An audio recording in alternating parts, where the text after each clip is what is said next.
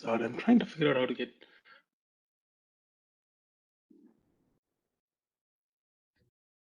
Hmm. I'm going to share this. No, that's not. Oh, shoot. Am I sharing the right thing here? Looks like it. Slides. Okay, good enough. Multiple things open in preview, and it wanted to show something quite different. All right. Welcome all. And welcome to the third and last day of our workshop. So I will start with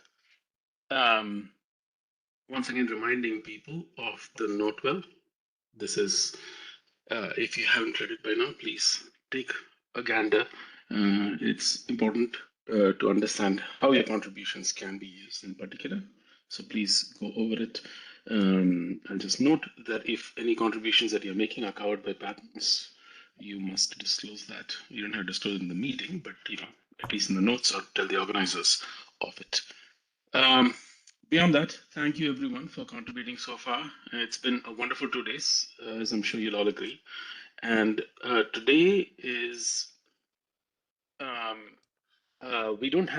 we have a few presentations in the agenda, but it's not presentation heavy. So I will. So the goal today is to talk about. Actually, let me just do this one thing. Is this good enough, or do you want me to go to full screen in this thing? I would love it if you went full screen. Thank you. Yeah, I figured. Is that better? Much. Thank you. Thank you. Okay. So our goal today is to go over. We are going to go the few presentations, and I hope the presenters are here and you can see yourself. We have an additional presenter today, Om Prakash, who couldn't make it yesterday, but I believe he's here today. He should be. And we'll have a little bit of discussion there as well. But we are going to talk a little bit about directions for solving some of the issues that we discussed yesterday. It's not a complete set, but there are some efforts for how people are dealing with some of the gaps and issues, or are already proposing solutions. So it's we're going to give some airtime to those efforts today and discuss them. But later on today, we are going to have a fair amount of time for discussion.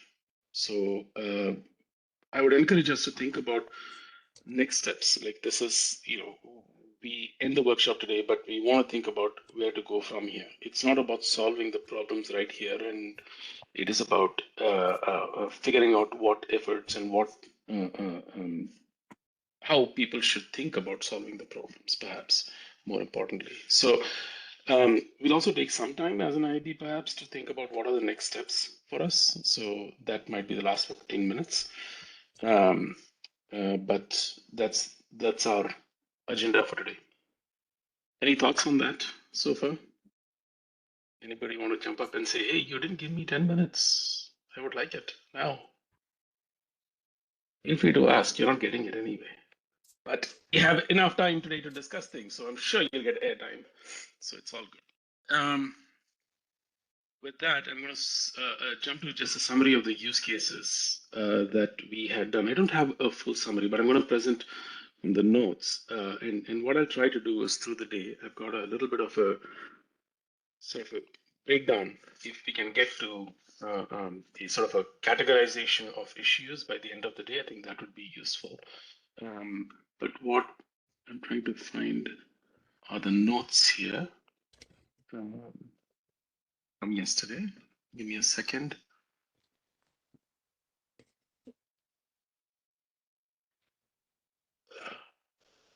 They're linked on the slides. No, I know I see them on the slides. The question is, how do I get that to show here? Well, I don't know what I'm. No, that's not the right one. How do I get this? Okay. Annoying. There, finally. Okay. What? No, you showed me the wrong window. One of these days I'll figure out how to do this right. Tommy, if you're able to share, can I bother you to share the notes? I don't know how to share one window when I have multiple windows open. It seems to want to, it's gravitating towards the same window here. What are you trying to do? You're trying to share the notes or something? Are we going into That is, presentations? no, I was trying to share No, the, yes, I was trying to share the you want the notes. next step notes? I want the gaps and issues notes from yesterday. Oh, okay. Let me scroll. Where did I put got it. those? Is it this one? Let me see. No. Yeah, this one, but Yeah, go that's up. it. Okay, not this one. You Go wanted down, the go big down. list we had This yesterday? one. Yeah, that's what I was looking for. Yeah. No, these are not the No. ones that we collected yesterday. Those are in the main one. To go to the, I put the link in the chat as well if that's easier. Yeah, okay, maybe that's just the way to do it. But let's not spend Um, way too much time on this. There we go. Thank you. That's the one I was looking for. Thank you. So we have a list here of gaps and issues that we were discussing yesterday. It's a good time to look at it and see if you would like to add something. The link is in the chat. If you want to add to it, please feel free. But make sure you go over the list before you just add yours, because if it's close enough and it's covered, then it becomes a hassle later on to have to eliminate redundancies. So either extend the language or just leave it, assuming that if it's close enough, it gets covered. But go over the notes, please. Generally speaking, I think we are seeing some trends here, right? So I'll say that broadly, I am what we're seeing here. I'll note the first one, that privacy is an important thing, and what I mean by that broadly is that we recognize that IP addresses are too broad, to express user intent in individual actions, and there's certainly no user consent at all at this moment in time. So that is something that is not captured in today's world. It's understandable because it's a bit organic how everything has evolved over time.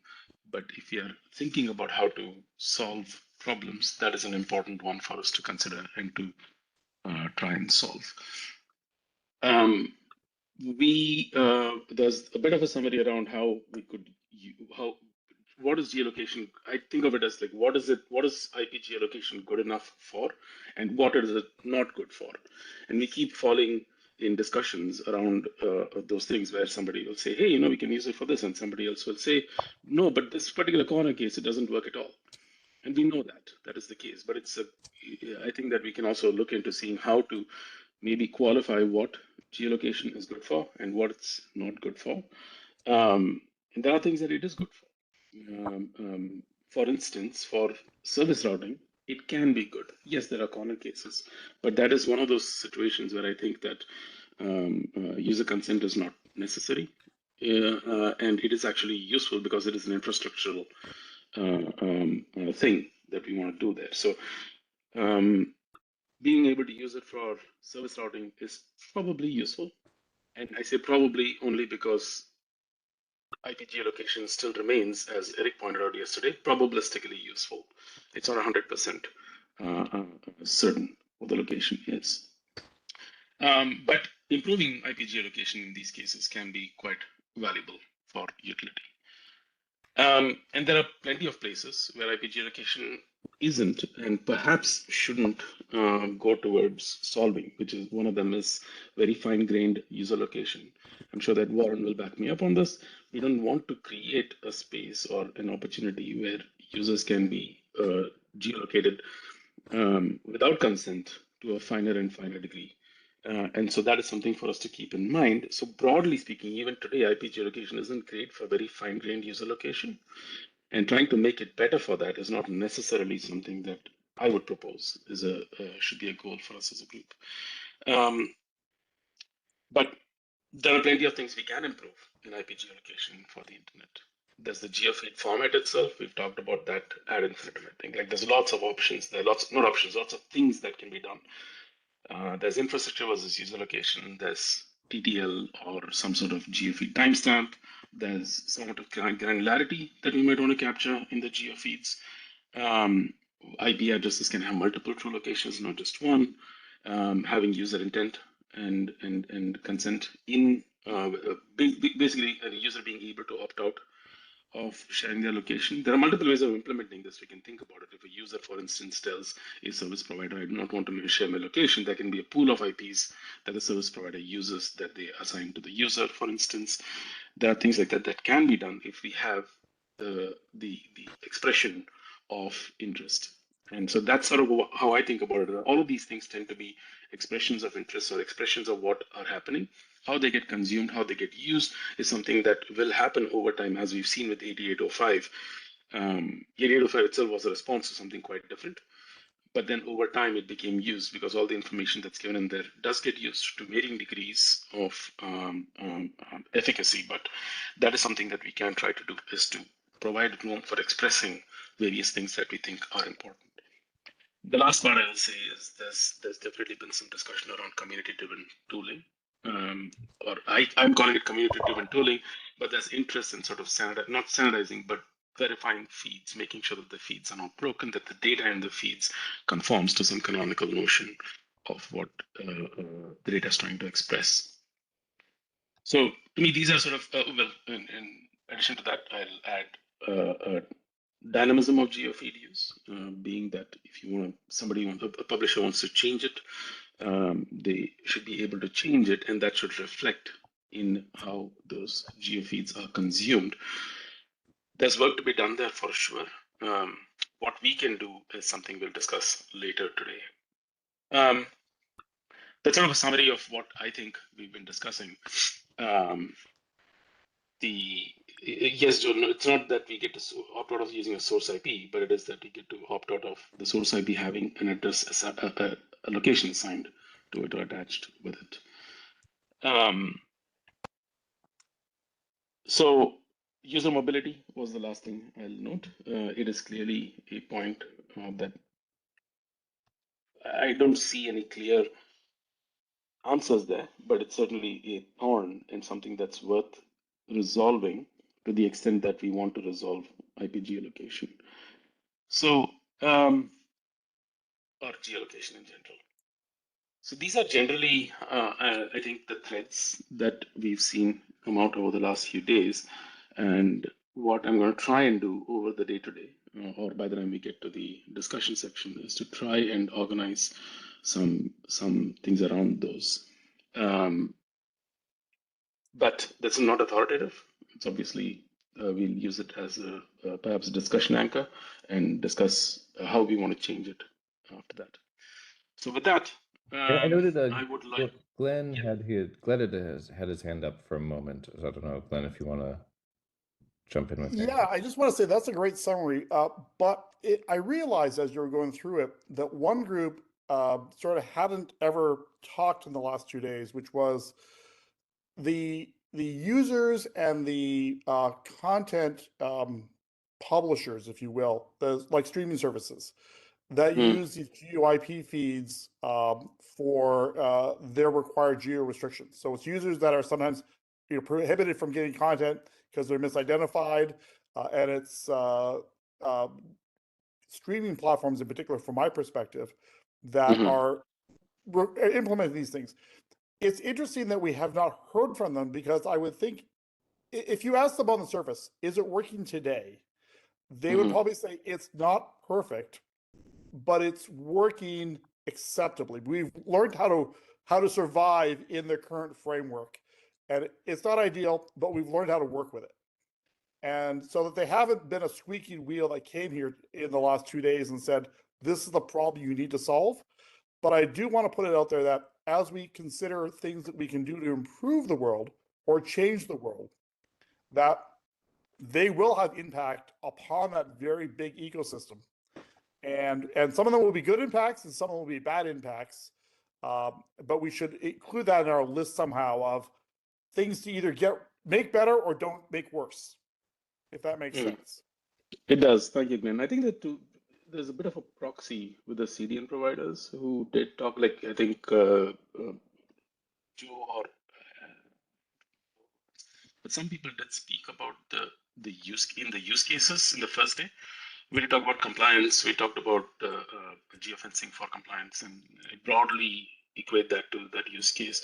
But you are right that we don't actually have streaming providers in the room, except Andrew just raised his hand. So, hey, Andrew.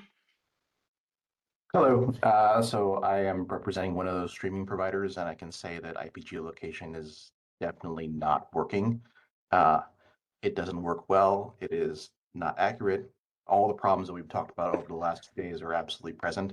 And so our presence at this session is trying to learn about where things are moving, where folks are comfortable moving as far as how IP geolocation and geolocation works in general. I think I appreciate that there's been acknowledgement that location is a required part of streaming video streaming as it exists today for a whole number of reasons. And so figuring out how to get to a better place is why we're at least here. All right, we're seeing a queue form. I will say that this is let's have very quick notes because we do have 3 minutes, so we can use it. Go ahead, Joel. Yeah, I mean, so not to channel Nalini, but she is an end user, or her customers are end users. My customers are end users. This product doesn't work for them, right? Like, this stuff is routinely broken. Every single data set that I look at contains material falsehoods that were created on purpose, like with the 8.8.8 example. And people are relying on this to make business decisions all the time. And, you know, we preserve some of those falsehoods or false degrees of specificity because we need them for our data sets to work. And so what that means is that we are building like material falsehoods into these data sets, which we rely on. I mean, my customers are unhappy at me all the freaking time because of data that is contained here. And they're also not unhappy about falsehoods, which are also contained here. Like these things produce business impacts for us and for our customers every single day. Like to the point where we have a dedicated team for this. Yep, no, that's generally broadly a good point. That's part of what I think one of the things that is likely to come out of this is that we'll want to extend and make both the format to express more things than it does, because currently there are limitations to it. And the second thing is to build tooling for validating / verifying that a feed or well, feeds in particular I can think about right now are correct, for lack of a better term. But I don't know that. Yeah, I mean, I understand and I agree with what you're saying there. Caitlin? Yeah, so I don't work directly with any CDNs. I'm with Amazon, so I am tangential to CloudFront. But I would say, I think, not from a technical perspective, but I do think that trying to meet some of these operators where they are and like try to socialize this better with them and hear what their pain points are would be beneficial. I would encourage maybe trying to attend like a NANOG or an RIR meeting to try and talk with some of these folks. And NANOGs are great for this. And I believe maybe there's going to be a geolocation presentation at the one in San Francisco. And that one is in February. So I just wanted to add that that's a really good opportunity to meet with some of these providers. I know Netflix has a huge presence. Amazon has a huge presence. A lot of the other big names out there have big presences. So just wanted to throw that out there. Yeah, thank you for that. I don't know. Is Daniel, are you in the room? Looking to see if you raise your hand there. There are several people here from the operator community. There's some people from the operator community. There's definitely several of us who do go to NANOG, RIPE, and other operator forums. But that is a good point. I think that whatever we come out with out this workshop, we should share that with the operator community, and we will do that, like the workshop report and any of the future work items. We should share with them so that we can bring them in as well. That's a really good point. That would be amazing. And just, oh, sorry, I just wanted to throw out, you can always do a lightning talk as well. It's not as strict as doing like the full presentations. So. Yep. Thank you. Okay, Matthew, you're up. Yeah, thanks.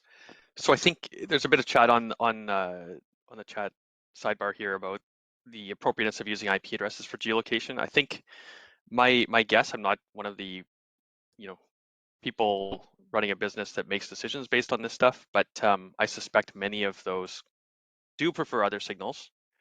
If a user on their mobile device shares that location information, that's going to be way more precise, of course. So I think in many cases it turns out IP is like a thing that's available to whoever's operating a website or web service of some sort. You can have some kind of identification of IP address. Obviously, proxies frustrate some of this, and there are other problems, but I think it's just a common denominator that's there. I think that's why it ends up being something people are looking to. Just an observation. Yeah, no, and also note that it is currently used. I mean,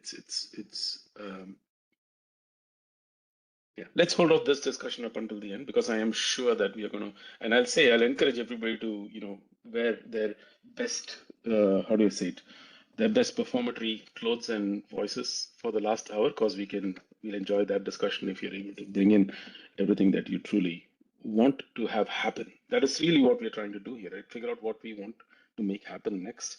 So hold on to those thoughts, write them down if you want, but we have time to discuss that later. Eric, if you want, like, very quickly, go ahead. Yeah, just one more note on the streaming case is I think it's worth thinking that in some of these media delivery, actually in a lot of these cases, there are multiple different servers and run by different operators that users are interacting with. Like if you're using a streaming service, you're interacting with the streaming services site that you log into and have your kind of account through. But then the actual media delivery is probably coming from a mixture of CDNs.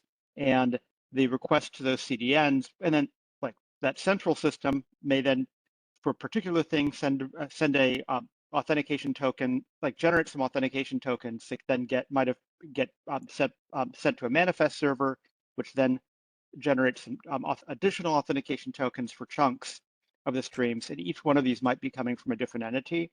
And the kind of in that more central location where you may have the user's account login and such, that's where you can do much more detailed checks. But the actual serving of the streaming chunks themselves are things that have to happen rapidly, highly efficiently, and at the edge based upon kind of authentication tokens without doing handshakes.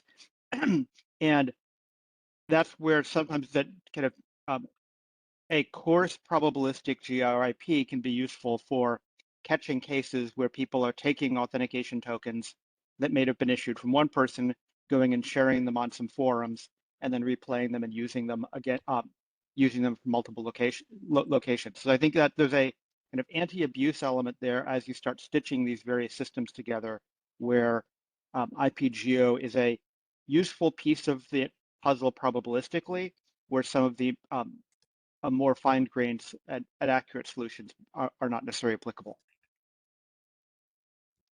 Agreed. All right. Thank you so much for that thought, Eric. And with that, we will start the presentations for today. Jeff, are you around? I'm here and I'm ready. Excellent. Take it away then. Slides are incoming. Let's see, Keynote, share. Okay, I tested this earlier, and as said, hopefully it continues to work. Anyway, that conversation was actually a great segue into what I'm going to talk about a bit this morning. People usually forget this, but Apple is a fairly large CDN. We provide CDN services for our own first-party content, Apple TV content, things like that. We also are a big consumer of third-party CDN services for our first-party content. So we have a unique perspective there from as a content provider and also as a provider of content delivery services. But anyway, morning everybody. I'm Jeff Brown from Apple, as I mentioned. I'm a proxy enthusiast. That's my day job. And since today is more of the sort of forward-looking day, I'm going to introduce a thought experiment about a theoretical world without IPGeo. And in order to do that, I need to briefly cover sort of how and why CDNs like Apple have traditionally used IPGeo. So bear with me for the first few minutes, as some of this ground has been previously covered. Even we talked about some of these cases this morning already. But based on the conversation we've already had, I think they might be useful to sort of illustrate the problem set. Cool. So how do CDNs use IPGeo? I mean, that's a really good question. And in this dramatically simplified diagram of what a typical CDN deployment looks like, you can see that the architecture was heavily influenced by IPGeo data. We locate our net pops geographically, and we create a funnel of traffic that flows from sort of smaller pops to larger pops to origins. In this example, a client makes a request to some content that triggers a DNS lookup, and the DNS returns the address of the geographically closest net pop that's operated by our CDN. The goal being, and this is the primary goal of this, is the goal being to terminate the connection as close to the actual user as possible. And that's so we can get the request onto the Apple backbone as quickly as possible. This allows us to reduce the connection setup time, TLS handshakes and all that. It allows us to take advantage of keep lives and also to mitigate some of that variance and network propagation delays that has been mentioned earlier in the week. If the content is popular enough, this might be where the transaction ends. It might be cached locally. However, there may be many hops between the content and when it's eventually fetched from origin. And we want to prevent origin fetching as much as possible. So there are bigger and bigger caches and slower caches as you get deeper and deeper into the funnel. Each of the hops, for the most part, is actually still governed by IPGeo. The regional edge cache will do a DNS lookup to find its nearest regional cache, which then tries to find its data center cache and all that sort of stuff. Eventually, it will cross the boundary between the internet and the intranet, but even our internal infrastructure is still governed by IPGeo, just using a different data set. So this funnel architecture has done a pretty good job of providing, if not the optimal, then a reasonably low latency connection between the client and the server, and it has fairly little complexity and it scales pretty well.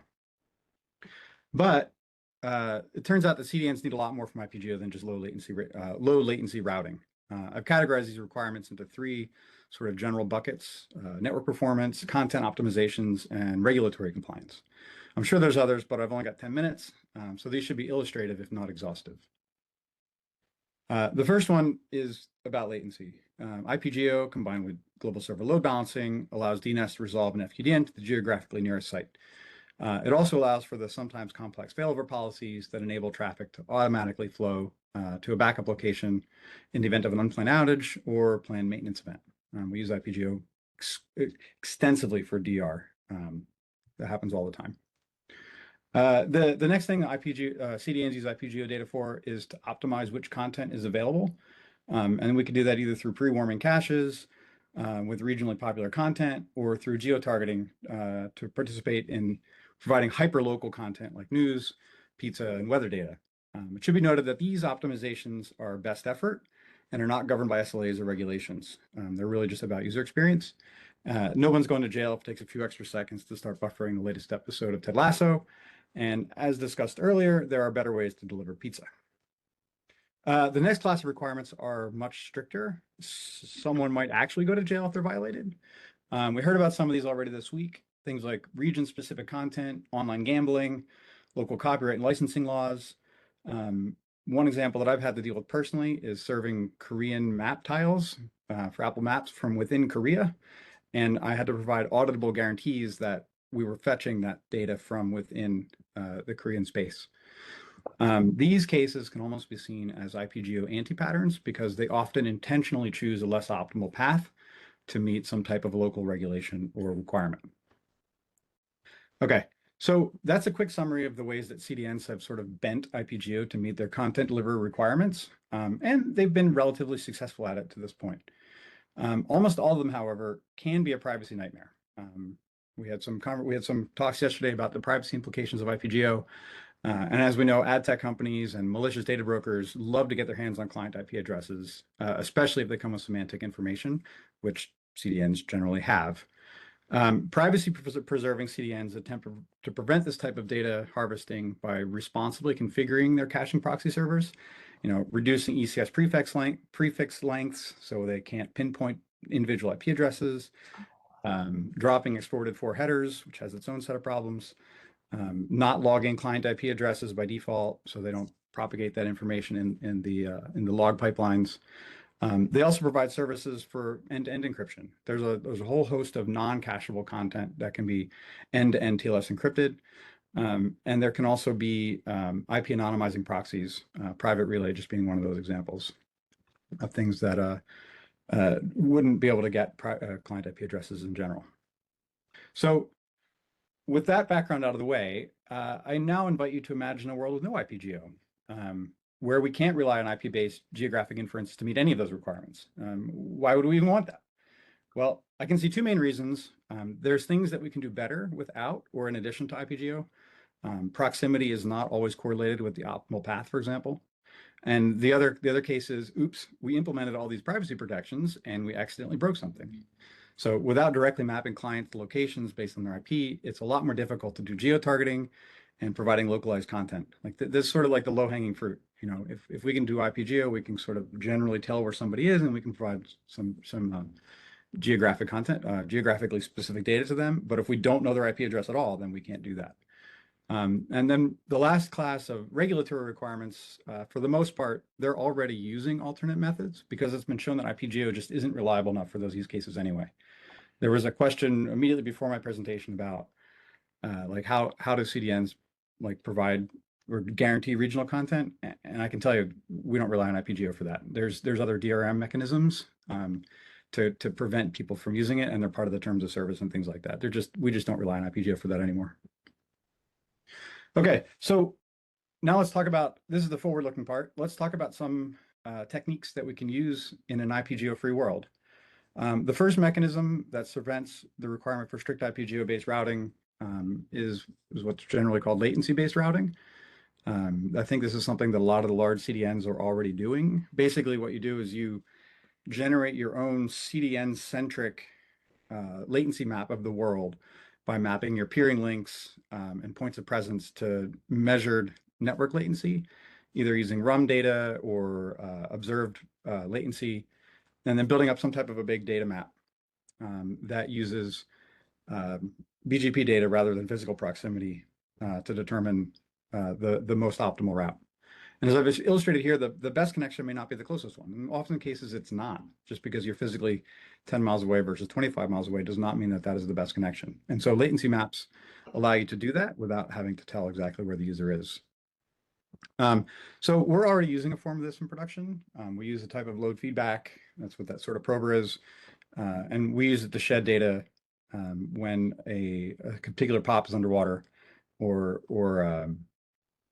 not performing at its best. We can provide an alternate path based on DNS. And we have really short TTLs. I think somebody suggested 1 second TTLs. Ours are like 15 seconds, but we have very short TTLs to allow us to sort of route traffic around based on actual performance of the POPs themselves. Strict latency-based routing can be further augmented by using some new techniques provided by the HTTPS and SVCB DNS records instead of just straight A or quad A records. And these can use happy eyeballs to basically race connections. The DNS infrastructure can hand out multiple equal cost IP hints to a single record, and then the client can incorporate that decision into a normal happy eyeballs decision tree. This way you can eliminate transient network propagation delays and handle fallback scenarios with a single DNS request. All right. There may be multiple sites that have very similar latency or very similar number of hops between them. And so in that case, instead of making the server pick, you just let the client race it and see which one gets there first. And whoever gets the first ACK wins, and that's where you send the connection. And this technique starts to move some of the decision-making from the server to the client, right? The client might have more information about its location and its network connectivity than the server does. Sort of extending on that and using some things that aren't available yet. So this is starting to get into the theoretical world, or world where the standards organizations might need to get involved. Is using some new SVB service parameters that haven't been registered yet. We can, in this proposed solution, the DNS server could return a record that had full topology-aware set of connection options. Right, I use I just made this up. I use a new SVC program called GeoHint. And in GeoHint, you can have multiple, UN location codes, hashed GPS coordinates, whatever you want that indicates a specific location. And then you leave it entirely up to the client to choose which path to use based on its own information. It knows where it is. And you just say, hey, here's where I am. You pick where you want to go. There's some challenges with this approach, which I haven't totally figured out yet. One of which is how do you fit thousands of locations into a single DNS record? This example sort of attempts to split the difference there by giving broad geographic hints and then relying on regional anycast to get the connection to the desired net pop. But combining this with some of the previous latency-based topology maps or other techniques might yield better results. There's also things you could do with like HTTP redirects or having like some type of a service available where you can go query it to figure out, get more information based on your location. So this type of solution would require, as my somewhat horrified DNS team told me, DNS over HTTPS, because now you're starting to give out internal topology details. And we want to make sure that those things aren't accidentally leaked by some type of a man in the middle. And as the footnote at the bottom mentions, we don't need to stop at GeoHints here. We can add other types of hints, content type hints, data locality, compliance hints, all these types of things. One of the really interesting things is being able to provide multiple hints based on the type of traffic that the client is consuming, background versus real time. You could send them to different locations, and the client could choose which one it wanted to go to based on what type of content it was requesting. Something that isn't possible with strict IPGeo. Okay, the last thing I wanted to briefly mention before I wrap up here is with all of this, we've sort of broken the regional serving traffic. And I'm mainly talking about sort of the best effort use case here, where providing regional content improves the user experience, but doesn't run afoul of local laws or regulations. So there's a new proposal, relatively new, and I think David's going to be talking about it next as a sort of segue to him. But there's this thing called IP geographic HTTP client hints, and these could be deployed synergistically with latency-based routing. Because we no longer know IPGeo anymore, we need some way to deliver regional specific content, things like content localization, local weather reports, those types of things. We could get those by having the client hint at where it is and just providing sort of enough location information based on the specific context. And we already have those types of opt-in mechanisms in the applications and in the sort of the OS ecosystems. So it'd be relatively easy to insert those as a specific like HTTP header and send those off to the upstreams and origins to let them know where the client is and give them just enough information to provide the localized content that you want. So in summary, I just wanted to kind of thank the community for developing these techniques, specifically SVCB. I see a lot of promise in using that as sort of a more client-driven mechanism for doing CDN optimizations. We're going to need clear consensus around how we want to do geohinting in SVCB records, if this is an approach that we want to, if we want to continue down that path. And we're going to need to register some new SVC param keys to support that so that we're all on the same page and we're not using sort of the experimental range at the top there. We're also going to need to evangelize DNS over HTTPS. I know at Apple we're not using it that widespread, but if we want these client-driven approaches, we're going to need DOE everywhere. And then finally, this is kind of for me as an implementer and for other CDN implementers, a lot of these methods are available today. We can do better and we can start implementing them right away. And as we say at Apple, radar or GTFO. So that's what I have today. I'll take any clarifying questions or comments. Thanks. Thank you, Jeff. All right, we have just a couple of minutes for clarifying questions. Let's keep the discussions to much later. But sure. Clarifying questions, folks. There's a line. Warren, you go first. Yeah, apologies. I suspect I'm missing something wildly obvious, but why do you need DOE for this information? I mean, it seems like it's public. People can just query it and people know the source IP that's being Well, query because we'd be exposing internal topology information, which can be used against us for things like DOS attacks and things like that. Malicious actors really want to know about the internal topology of sort of large infrastructure providers, and exposing any of that information is sort of a privacy no-no. So we want to make sure that the information that we're sending to let the clients make a decision about where to connect is encrypted down to the client and isn't available to just anybody wanting to read it. So basically, it's to hide Apple's internal topology. Correct. Okay, but I Yes, that's suspect right. people set it up fairly quickly by just querying from They do. Anyway, whatever. But we don't want to confirm it. And as we get more specific about the types of things that they're providing, like what if we add like a content type hint? Like we don't want people to know what type of content is coming from where. That would be much more difficult to sort of get from just a like a port scan or something like that. So I didn't make it a requirement. I presented this to my DNS team before I came here, and they were like, we need DOE. So. Right, we got Sid up next, and I've closed the queue, so maybe close it if Great, great talk, Jeff. I'll have to go back and read it again 5 times. But quick question about the client-side hints, the HTTP client-side hints. Whom do you think is the issuer of that hint, and what is the verifiability or chain of trust for that when somebody upstream is observing that? Right. So the issuer of the hint would be the DNS infrastructure of the CDN provider, and the verifiability would be done using DOE and DNSSEC. You can verify that this client hint came from an Apple DNS server. So there's already mechanisms in place for verifying DNS information. There's also verifiable hints in place for providing like BGP information, for example. So I think the infrastructure is in place to make that relatively safe, and we're sort of in a unique perspective where we control both the client and the server. So it would be mostly our clients consuming this information. But I think it can be done more broadly as well.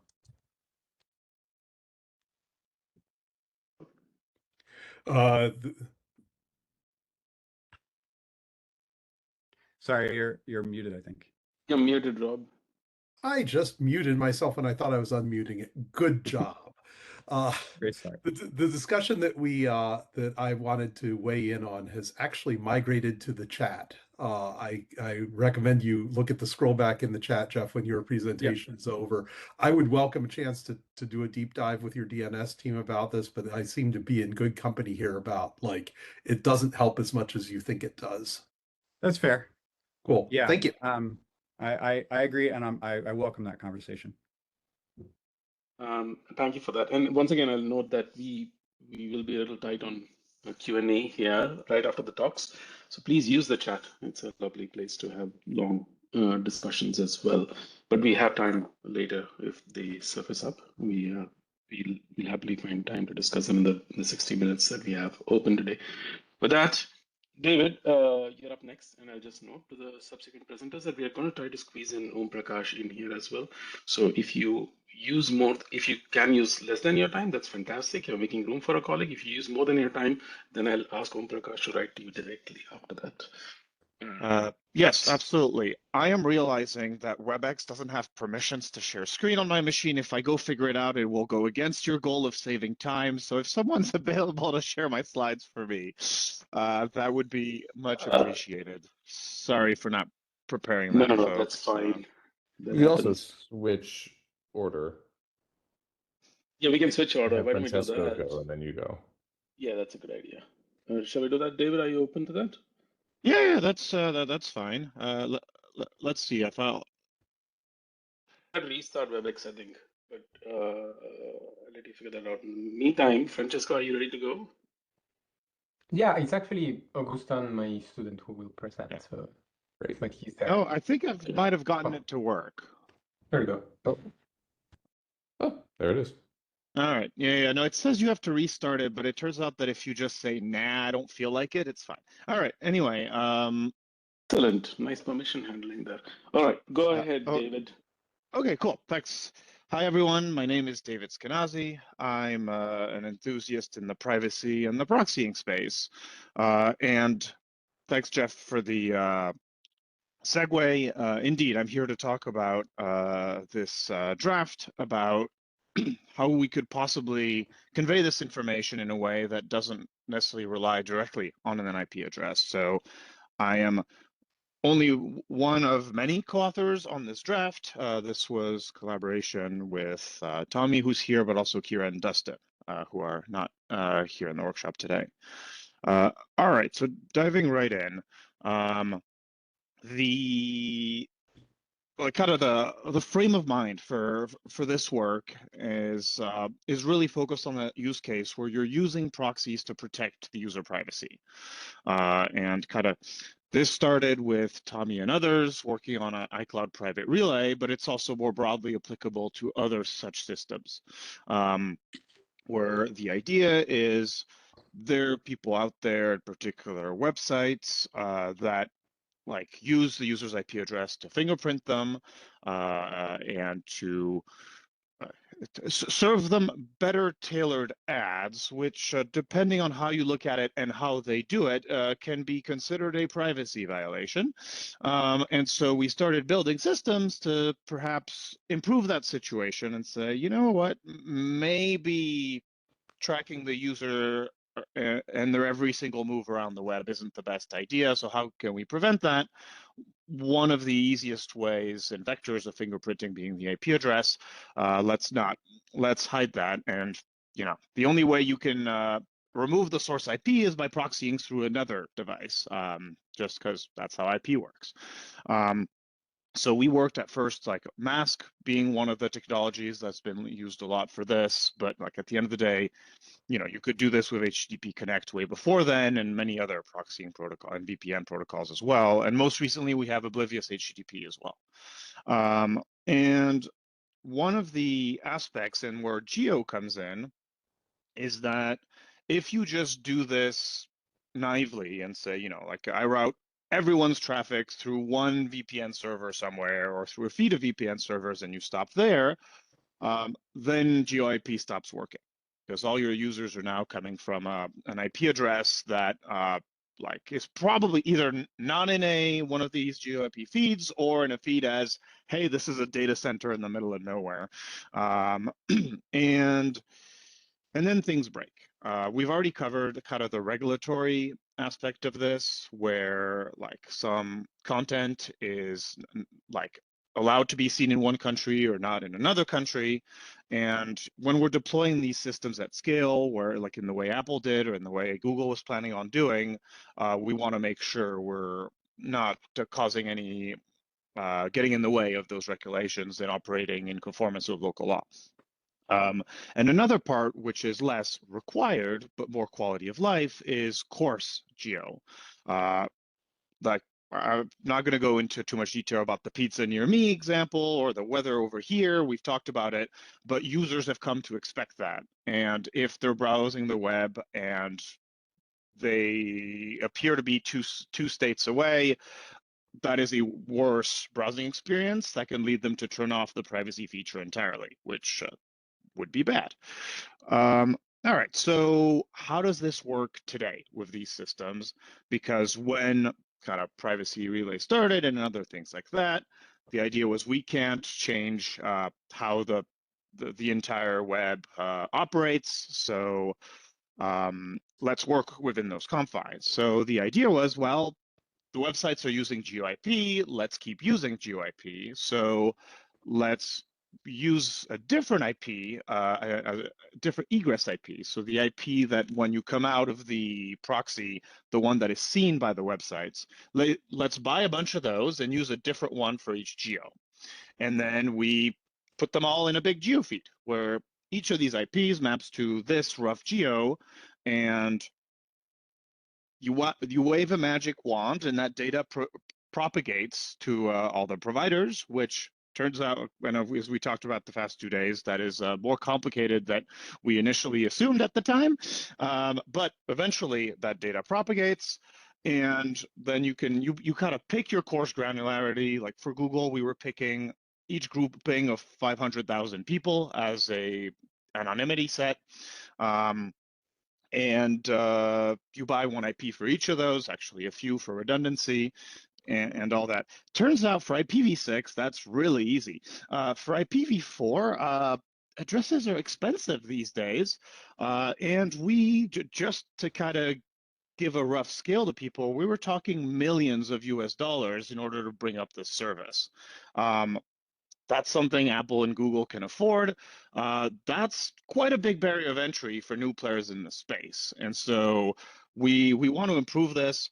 Selfishly, my employer wants to save money, but I don't want this as a, oh, boo-hoo, Apple and Google need to make more money. It's also like useful for everyone if we can improve privacy without these huge barriers to entry.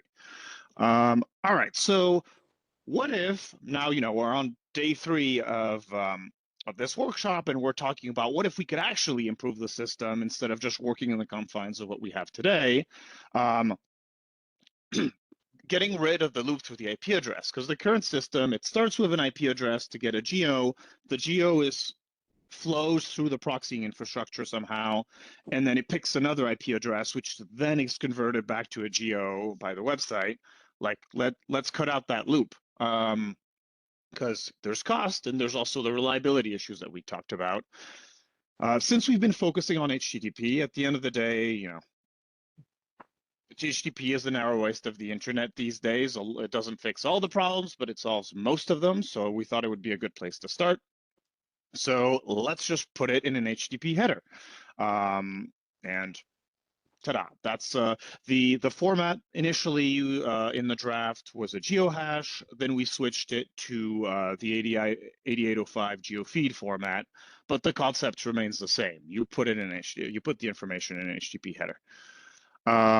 Just to kind of talk through how it works with these proxying technologies very briefly. When you're doing mask, the client connects to a proxy, and it needs a trusted server to know its location. And the important bit there is you could, in theory, use the client's GPS device to get its location, but one of the privacy goals here was to not leak any more information that was available before. So we decided to base the geo off of the client's IP address as opposed to their GPS coordinates.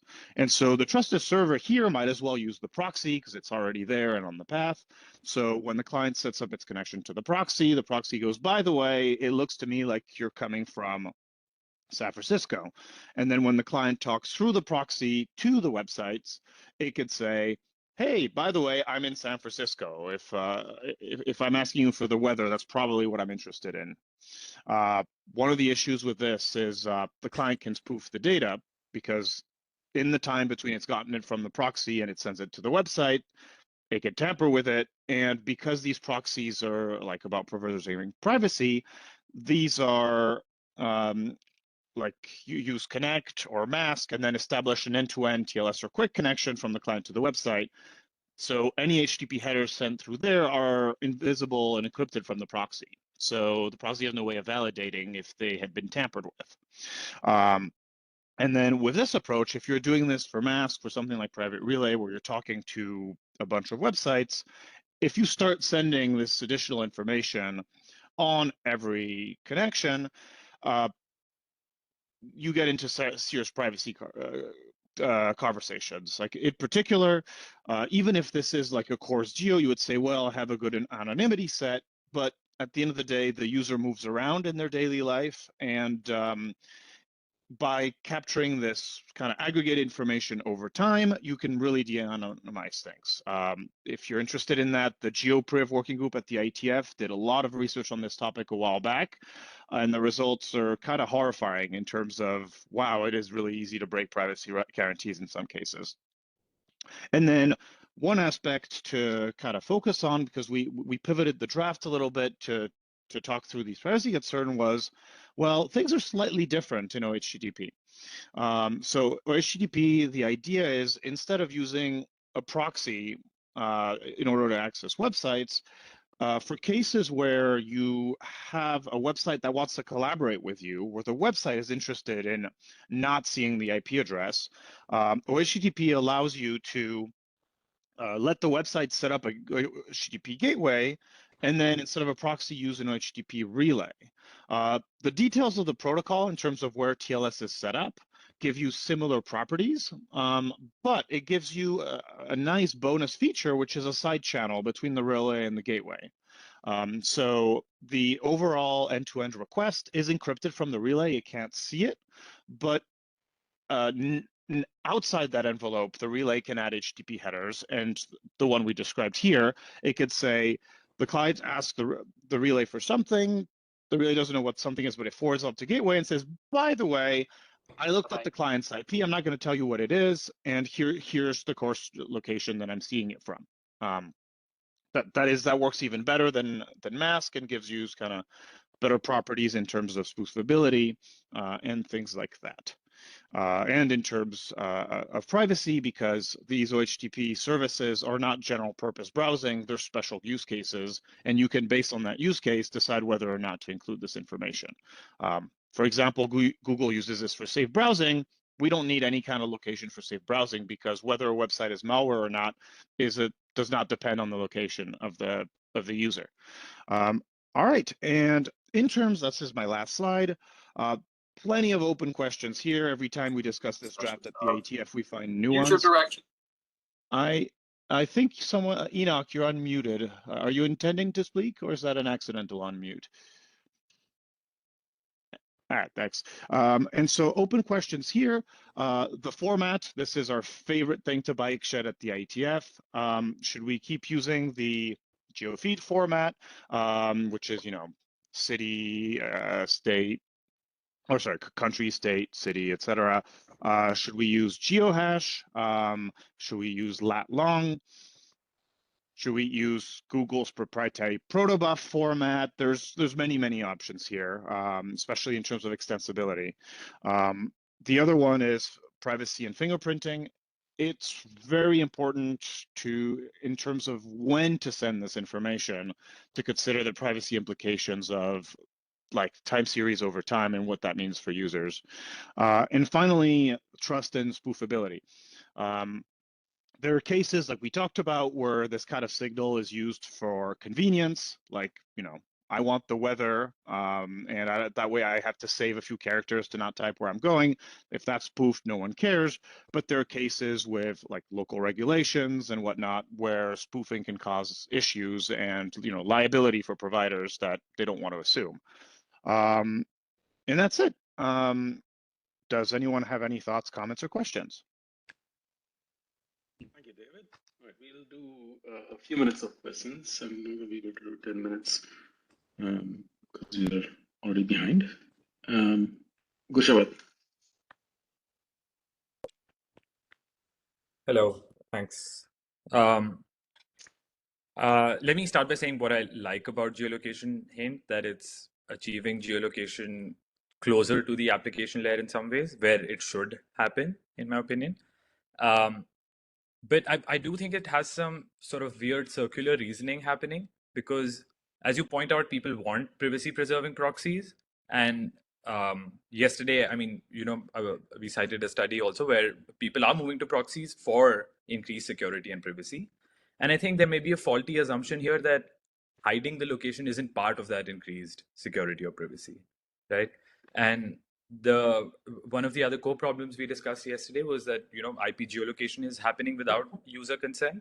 And so I'd love to know your opinion on whether I don't see how it geolocation hint improves that situation, but if you think the answer is yes, I'd love to know your thoughts.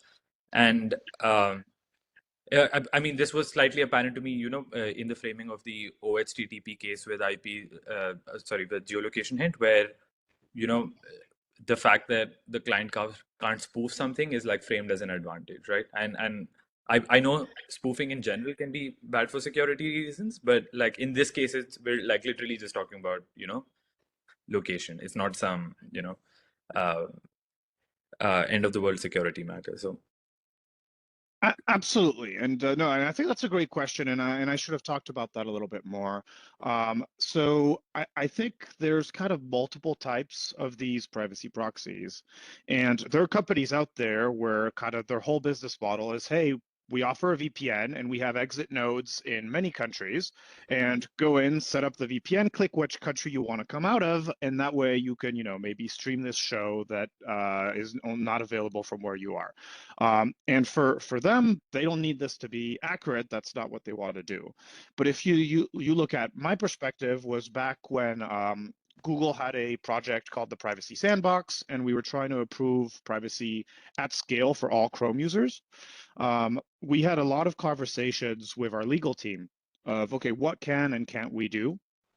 And what really came down was, because Chrome has such a market position, if we had allowed people to do that and made it really easy, it would have been clear that governments would have come after us, or let's say service providers who are being harmed by this would have come after us. And so that's why we ended up with this product requirements, which is when you're doing this at that level of scale, now everyone's going to start caring, and you need to follow more of these rules.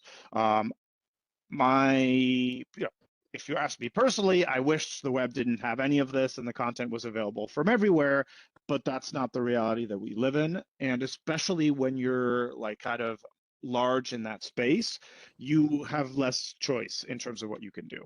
And so our grouping of the closest 500,000 people was a middle ground we figured that like kept everything legal in terms of like Google not getting in trouble, while still significantly improving the situation compared to what we have today, which is that like you can go down to the individual IP address and what you can get from there.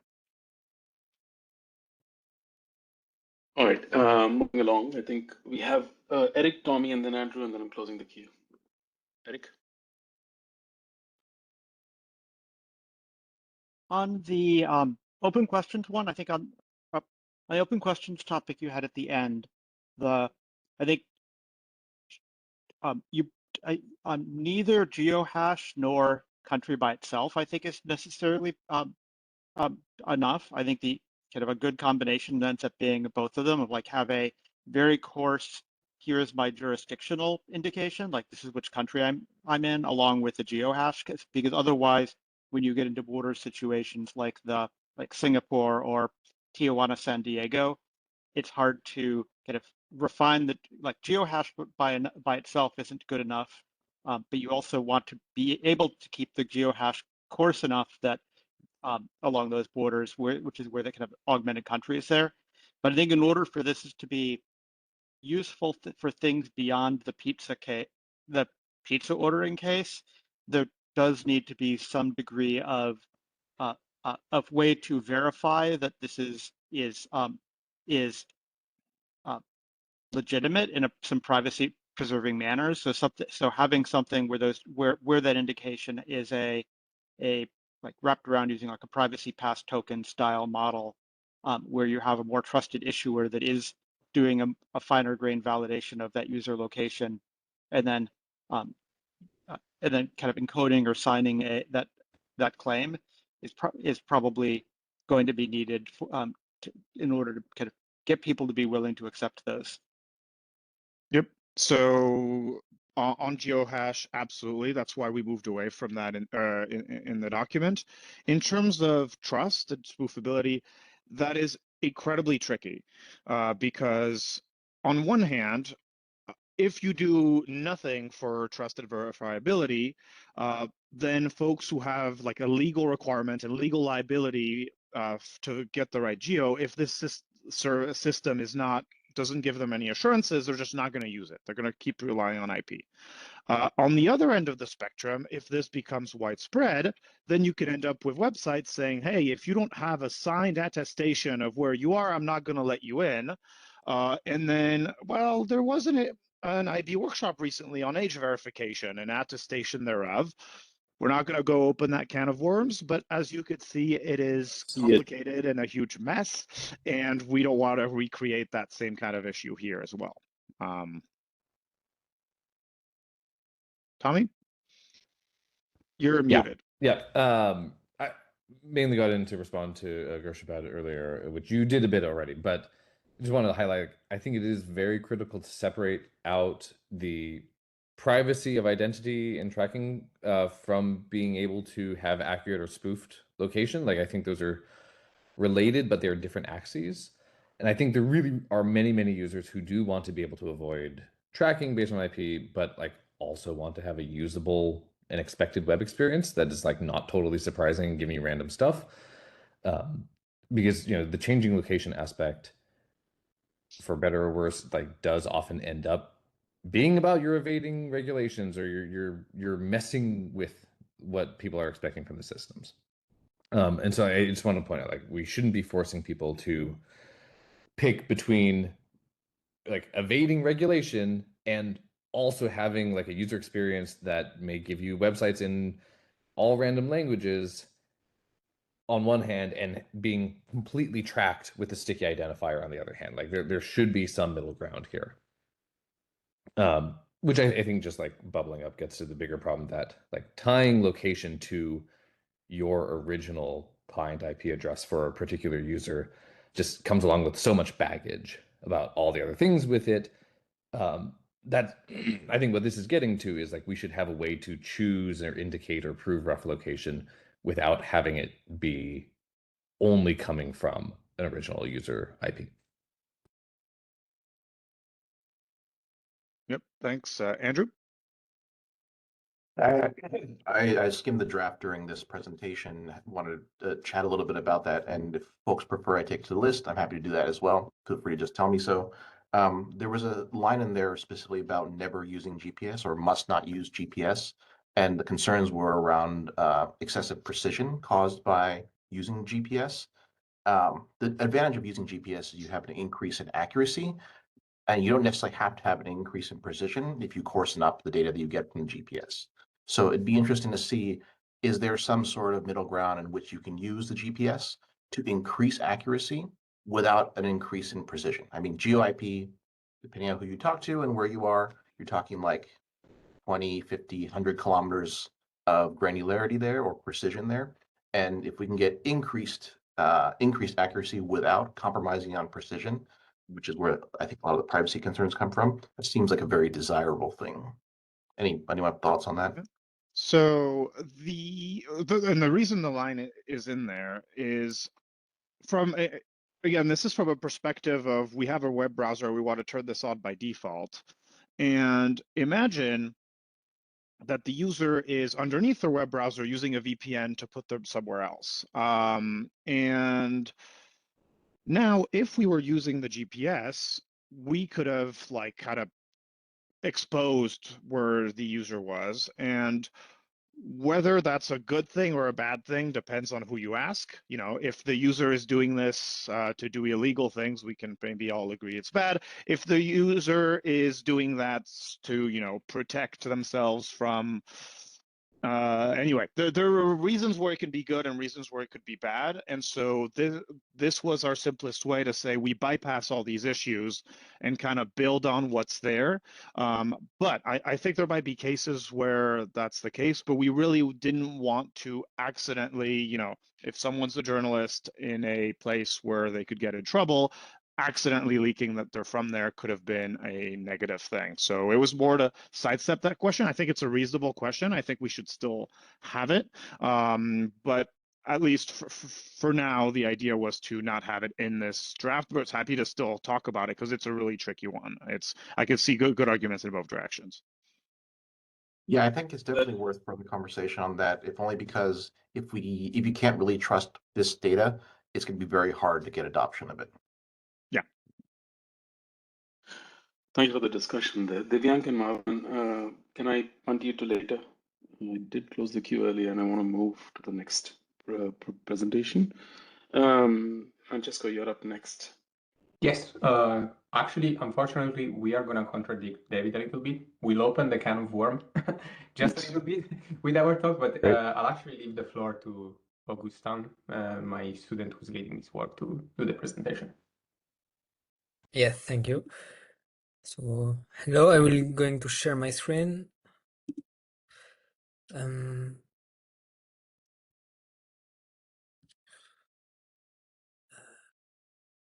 So,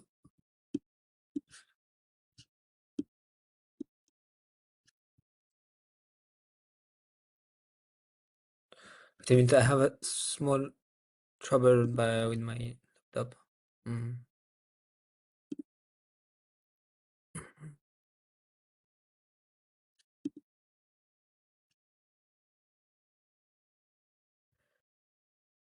Okay, can you see my screen now? Yes. Yes, great. Okay. So, hi everyone, I'm Augustin Lauer, a first-year PhD student advised by Francesco Branzino.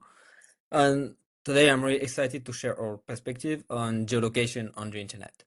So, our message is simple. The way we locate users online no longer fits the reality of today's internet. And we need to rethink the entire system from the ground up. So, we started this workshop with a very good talk by Eric Klein, and interestingly, he gave an example of a pizza research. What's funny in that is I did exactly the same exercise a few weeks ago preparing this talk that I also gave at Hotnets, and I got this.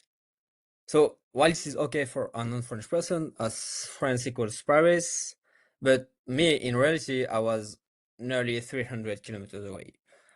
So that is the type of problem we discussed in this workshop, the complexity in identifying users using IP geolocation. And one point came out of the discussion we had. IP geolocation is threatened by overhead networks such as VPNs, zero access, Starlink, or systems such as iCloud Private Relay. So the question is IP geolocation sustainable with growing use of overhead networks? So as a first step in our work, we wanted to answer this question. To do so, we studied Private Relay, which is an overhead that tries to maintain an accurate IP geolocation by providing an official geofeed that maps egress IP blocks to the supposed location of their users. So IP geolocation providers can rely on it as a ground truth. So it looks simple, but in reality, does it work? So to verify this, we compared Apple's mapping with IPinfo's locations across all egress points every day for 3 months. So on this figure, the x-axis shows the distance between the two, which we call discrepancies. And the y-axis is the CDF. As you can see, this discrepancy was several thousand of kilometers. And for example, the top 5% exceeds 530 kilometers. We also looked for indicators such as country or region mismatch. And for example, in countries where legislation differs between regions, mismatch reach high percentage like 11% in USA, 22% in Russia, and 10% in Germany. So we first thought that it could come from data staleness, so we tracked every egress addition or relocation announced by Apple. And IPinfo consistently reflected this change with 100% accuracy. So to understand the discrepancies we observed, we contacted IPinfo and shared our results. According to their findings, many errors come from incorrect geocoding in their pipelines.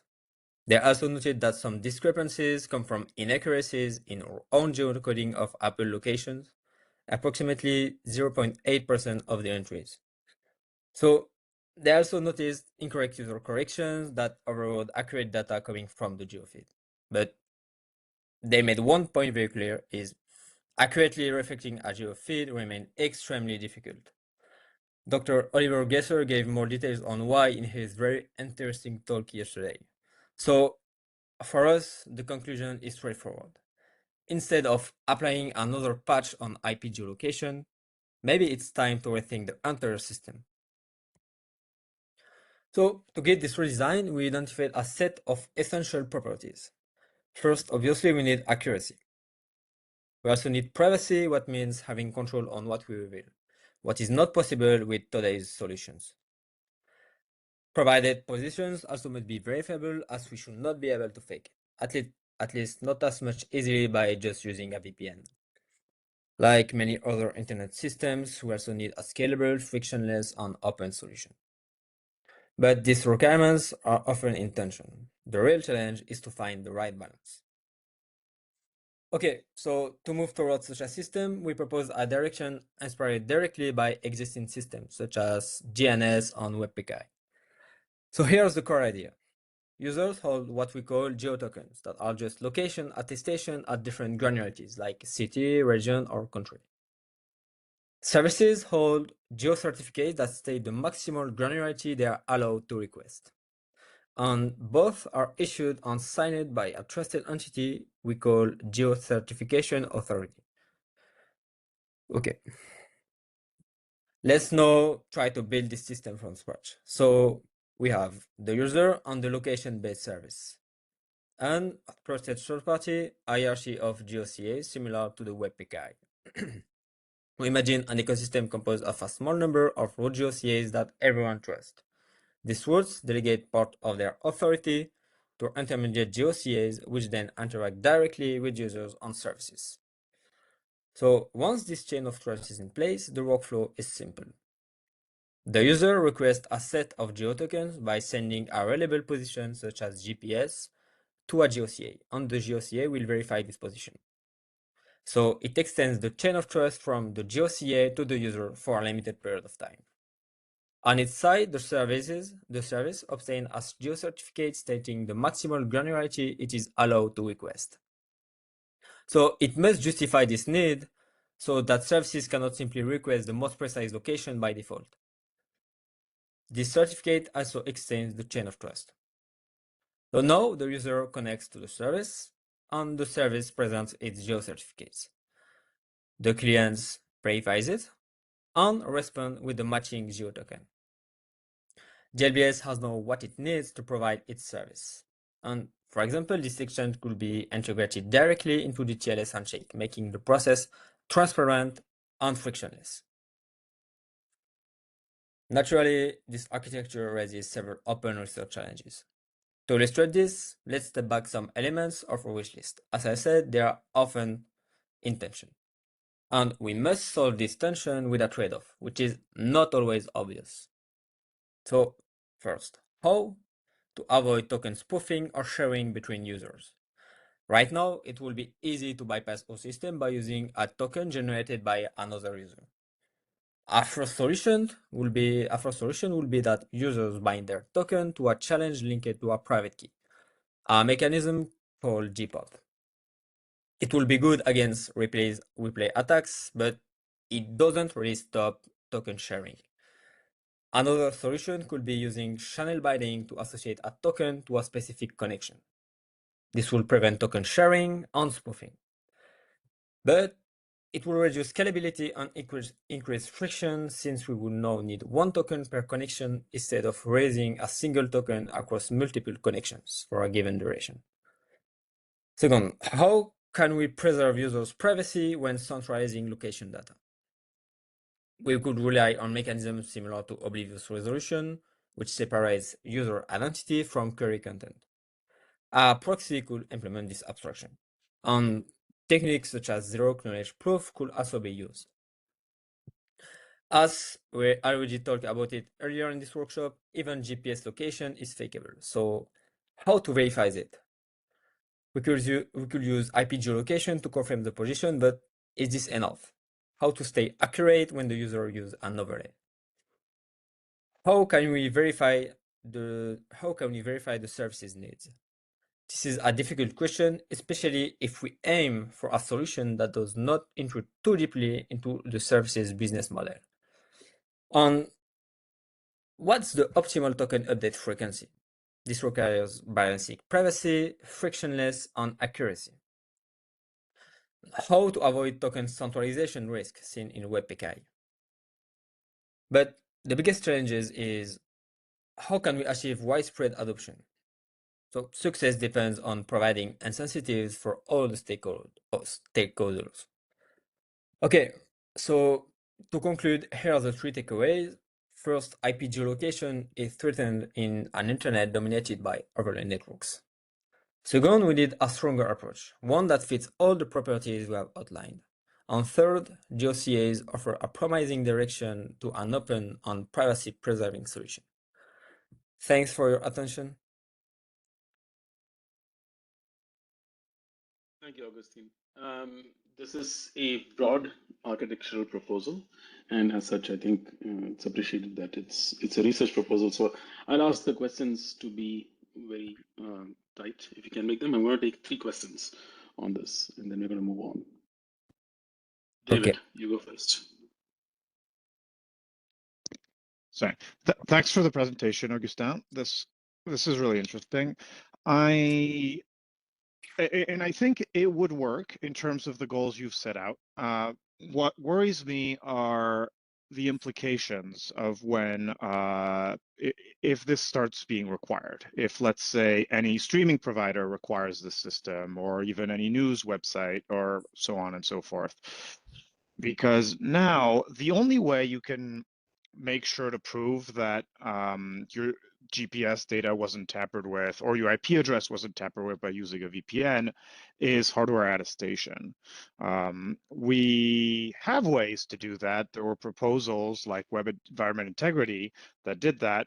The next step that you realize when looking into those is that it destroys the open web.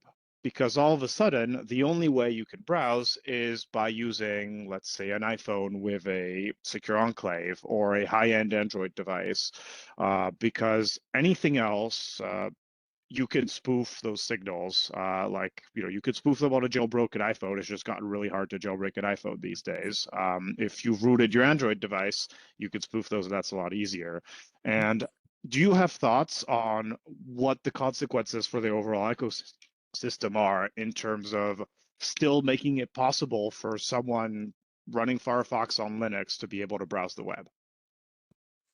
Yes, I think that we should not rely on like secure enclave or whatever to verify the position, but maybe on other solutions like, for example, latency-based measurements, or latency to regulation, or things like that. I think this is open research challenges, but I don't think we should rely on secure enclave or things like that to verify the position.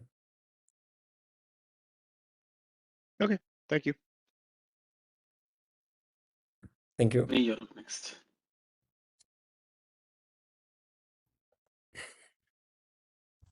Nalini? See you. All right, Oh, sorry, I was Tom. having. There you go. Yes.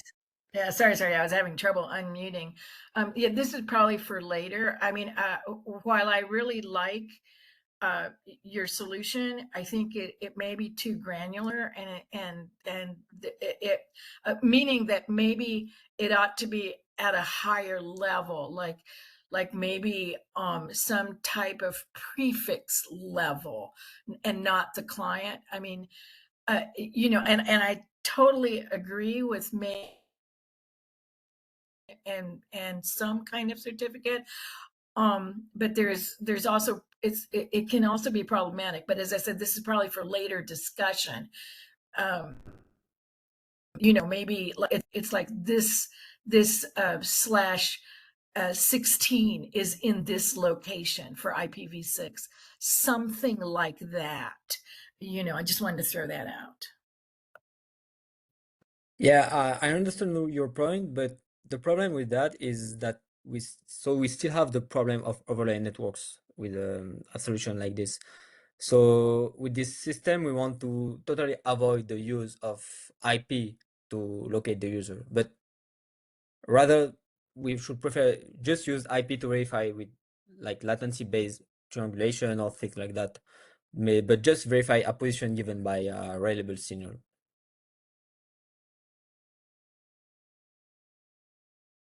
I presume you're referring to the ugly one.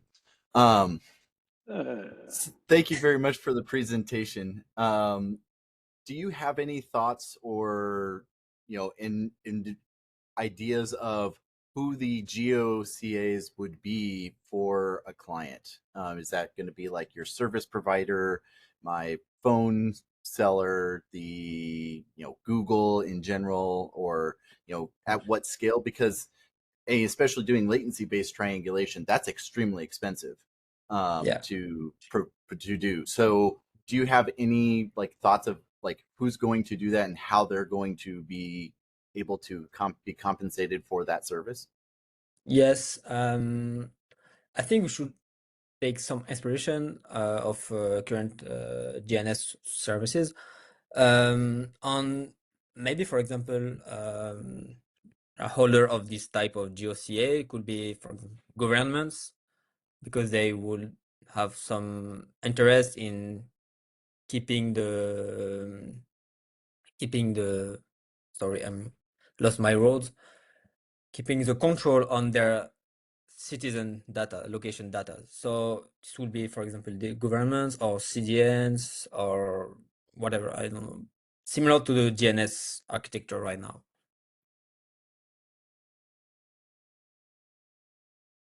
I don't know if you get my point. Yeah, I do, and that's an interesting thought. I mean, I appreciate it. Okay, thank you. Right. Thank you again, Augustine and Francesco, for bringing this here. I think we definitely have room to continue this discussion later. And please continue to use the chat for discussing as well. Zoltan, you're up next. Are you queued up? Let me start.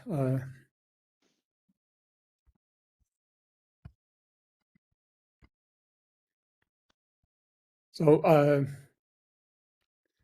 hope the presentation is Yep, good. we can see it.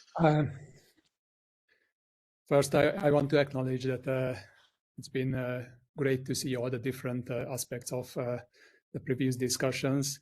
And without looking at that when I prepared, I didn't know I'm going to repeat many of those things here. And my presentation will cover very similar aspects compared to Augustine as well. I'll try to focus on some differences and higher level here. So yeah,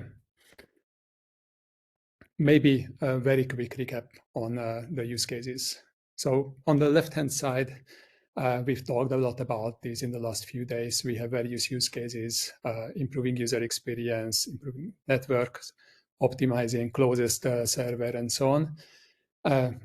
As we classified it before already, these are relatively low risk issues. When IPGeo or geolocation in general is wrong, then maybe the user gets the bad weather, bad language incorrect, but they can usually fix that one. Or from the network level, we already had various proposals on how to improve network performance.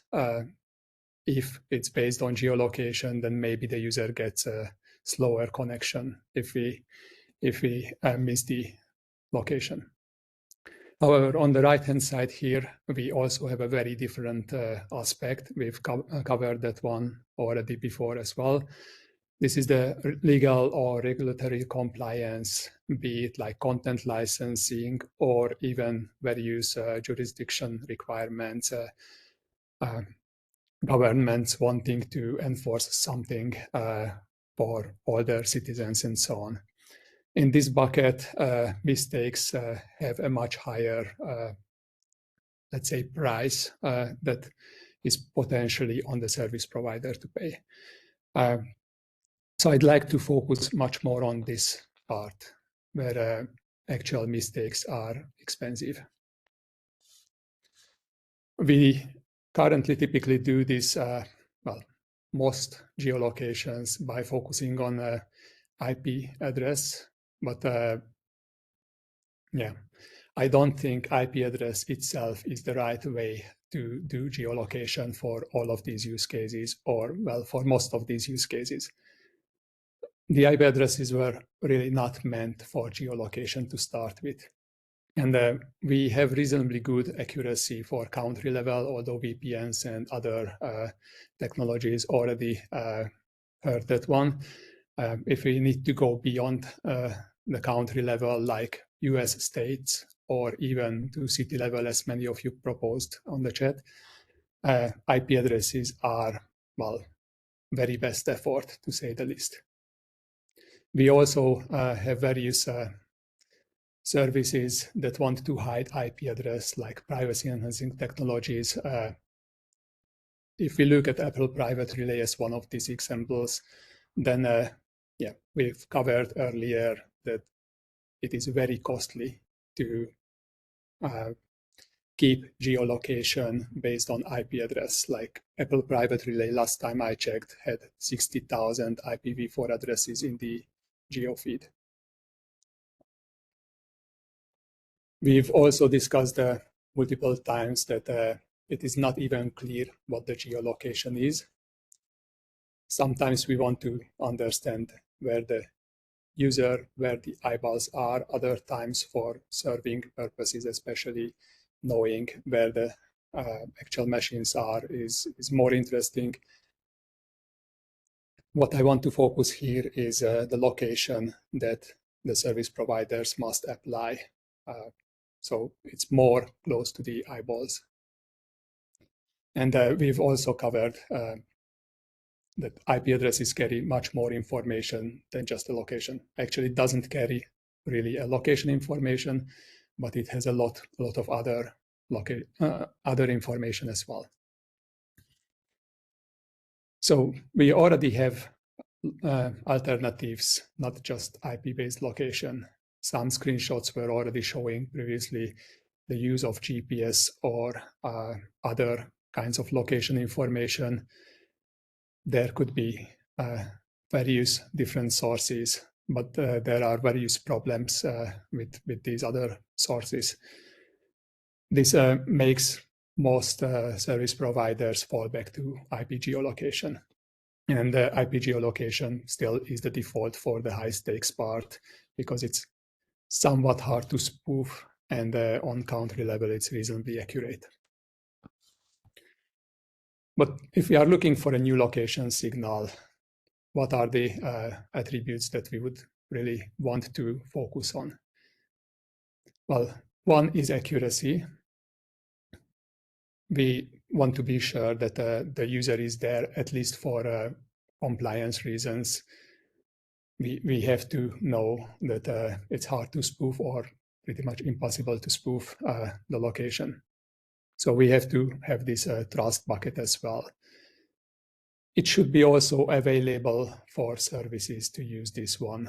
For example, GPS is not available on all devices. It also has other costs. It is sometimes not working or jammed otherwise. And we also want to preserve privacy as much as possible. GPS might give very precise information, as was indicated earlier. IP address gives a different set of metadata that is potentially problematic. The consent is lacking, and so on. I will not go into detail of this proposal as much as Augustine did. It is somewhat similar to that one. I want to use this opportunity just to call attention that using trust is, or the trust aspect is a crucial part of geolocation. And I want to provoke some research or thoughts about how to get a location information that can be trusted, but also works for the other requirements as well. So in this example, we say have a user who has a location or maybe doesn't have a location. It goes to a trusted verifier, and the trusted verifier or location provider would just return a certificate, return an attestation that this location is accurate, or this is the location and I confirm that this is accurate. And then this certificate or GeoHint could be sent to web services to prove that the user is here. So how does it look from the requirements point of view? From accuracy, the location provider or verifier can actually have much more information than what a generic service provider has. For example, it could be the ISP, and the ISP would know the user's actual address or service address, or it could be some other provider who verified the user through other means, and then this time just testifies that the user is really there. Because of these additional details, it's not just accuracy, but also trust can be added, that at least there is no easy way to spoof it. And the location providers can also go one step further, implement anti-spoofing or other additional verification techniques. For example, David mentioned that device hardware support could potentially be one way, but not necessarily the only way to guarantee this. It could be available as well because it's one extra lookup for a location request, and then the geo client hint could be sent to the web services. And from the user point of view, it is still low friction, which is also quite important here. More on the user point, this can be implemented in privacy-preserving ways, like if we hide the IP address, then location is still possible through this one without revealing too much. The user might actually be able to control what level of location is sent to various providers, and permissions are also possible. Consent is also possible to implement in similar ways. So as I mentioned, I don't want to present this as a full-fledged proposal that answers all the questions, but I would like to provoke discussion here to allow trust and to provide some ways that that show that this is actually possible. So some details here on who could be the trusted location provider. This was asked earlier by Tommy. For example, maybe the ISP who already knows their user could attest that this is really the user and this is where we say it is. Or maybe it is Apple. Apple already does this through Apple Private Relay in some way. It takes a look at the user's geolocation and tries to convey some location information through the Apple Geo feeds and the various egress IP addresses to all the other parties. Currently, that one is basically a trusted location provided by Apple on the behalf of their users. Maybe there are other entities that are possible here. For example, MaxMind, GeoComply, IPinfo, or other companies could be providing trust or even trusted location to the end users. I briefly touched base on honesty or trust as well. Spoofing can often be detected by these location providers. There are various ways for that one, although this is definitely an active area where more research should be done. And in this case, if trust is broken, then it is possible to revoke trust. So if I see that somebody signed that I'm in the US, then and that somebody is known to be spoofing the location or signing invalid locations, then maybe web services don't need to trust that one. And what I already mentioned is that accuracy is important, but precision is not necessarily critical. Sometimes for many use cases, just knowing the user's legal location, like a country or a US state or similar, is enough. For other cases, like for content streaming, maybe more finer locations are needed. In these cases, the user could potentially be asked for consent on this one, or it could be very limited to a certain set of providers. So I think IPGeo is there currently as it's easy to do or relatively easy to do, but because of all the issues and the privacy problem as well, I think IP-based geolocation in general is an outdated technology and it should be replaced at least for critical use cases. As I showed and Agustin showed as well, there are potentially alternative ways that could solve location needs, even in a trusted way. And I'd like to emphasize that this trust is necessary for some of the use cases. It may be a problem for some people, or it may not be necessary for other use cases. But at the moment, it is important.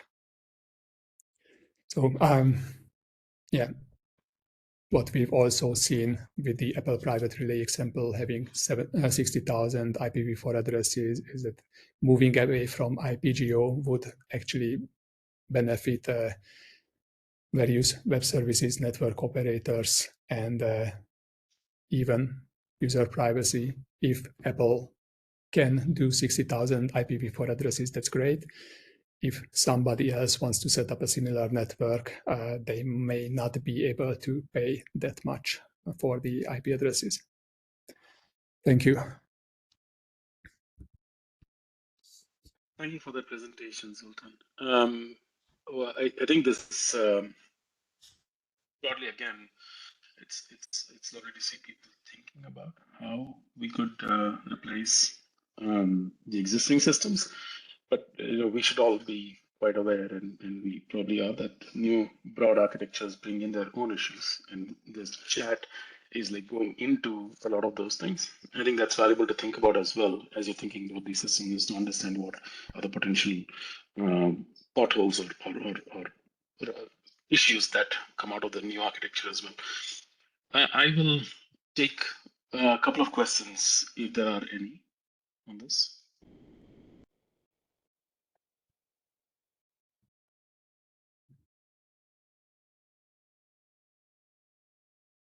Not seeing any, but I'm seeing a lot of discussion on chat. Zoltan, please engage on that. I do appreciate the presentation and the discussions from here. So what I'm going to do is we are running. I'm going to propose that we take a 10-minute break. Om Prakash, I've still got you on the docket, so to speak. Why don't we do your presentation right after the break? So we'll do 10 minutes of that, and then we'll jump right into discussion after that. So no time zone issues. 10 minutes from now is 10 minutes from now, allowing for clock skew. But see you in 10 minutes from now, plus or minus clock. Thank you, folks.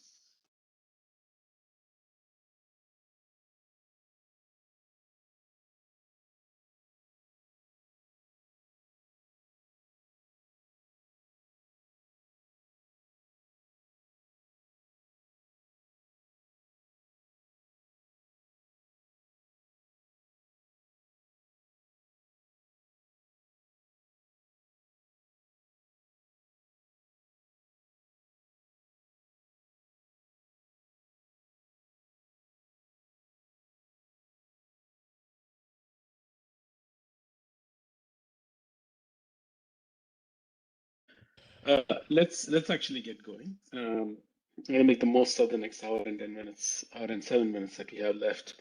Om Prakash, are you here? Yes. Excellent. Can Am I you audible? queue up your... Yeah, you are. Can you bring up your presentation?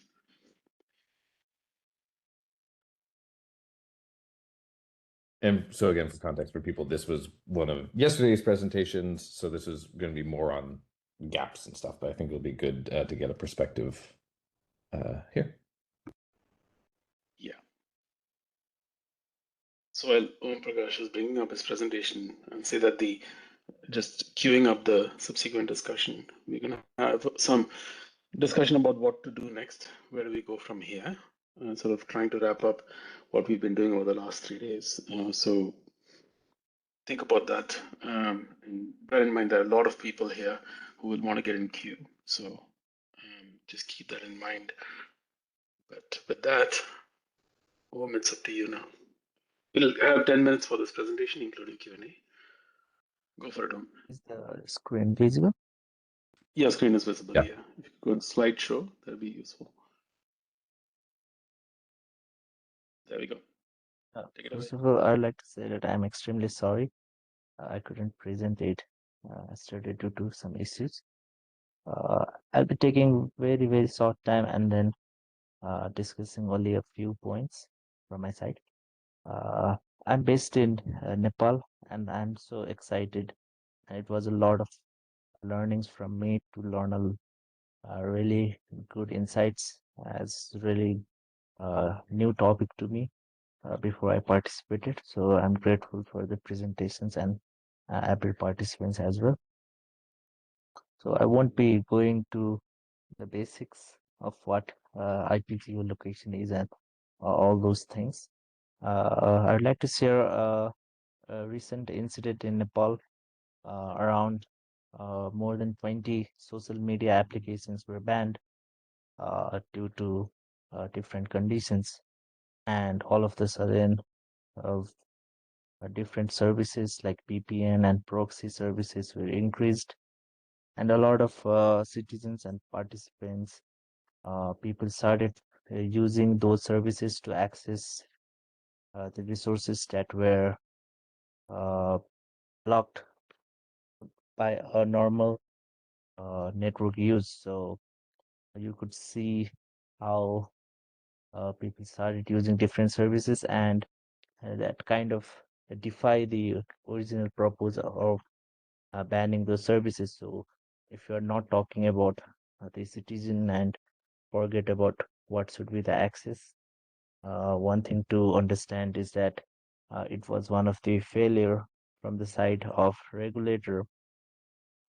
And then in Nepal, like most of the internet services, it's really good in terms of internet penetration, but most of the internet is through the mobile network or cellular network, and often these networks are poorly mapped in the geofit database, which gives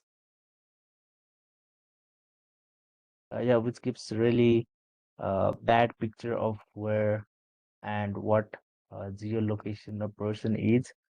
Even I find it really difficult mapping the place, and it's off by a lot of uh, a lot of cities and even in the provinces as well. So you could see even from this geographical region of Nepal, if you start going to the border side, it's off by even a country.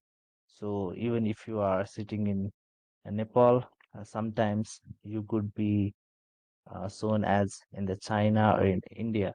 So one particular use case that I was exploring was different content services that was available and under the rights of broadcast to the Nepal region.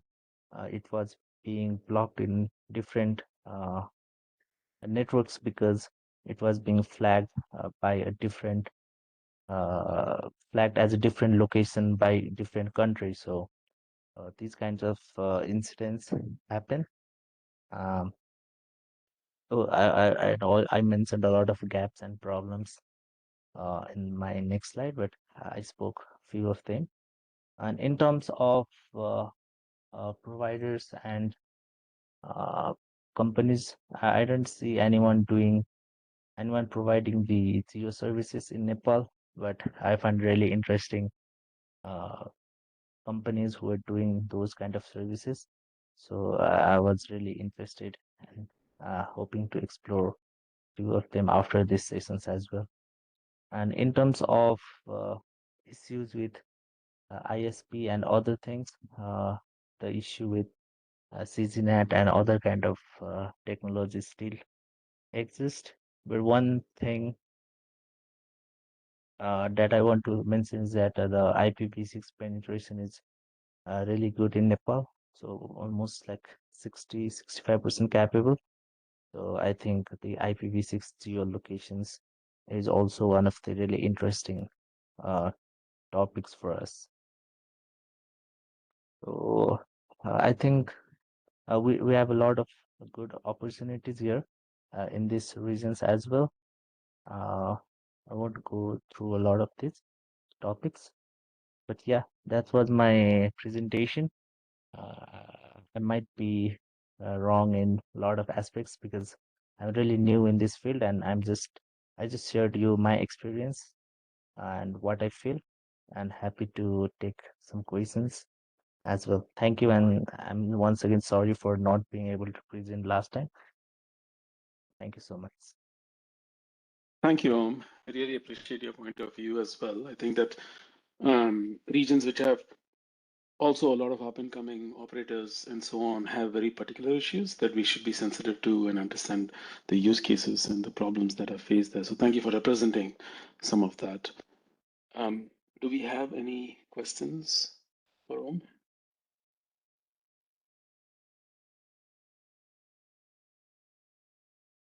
I have a question. You said that you're often attributed to misattributed locations.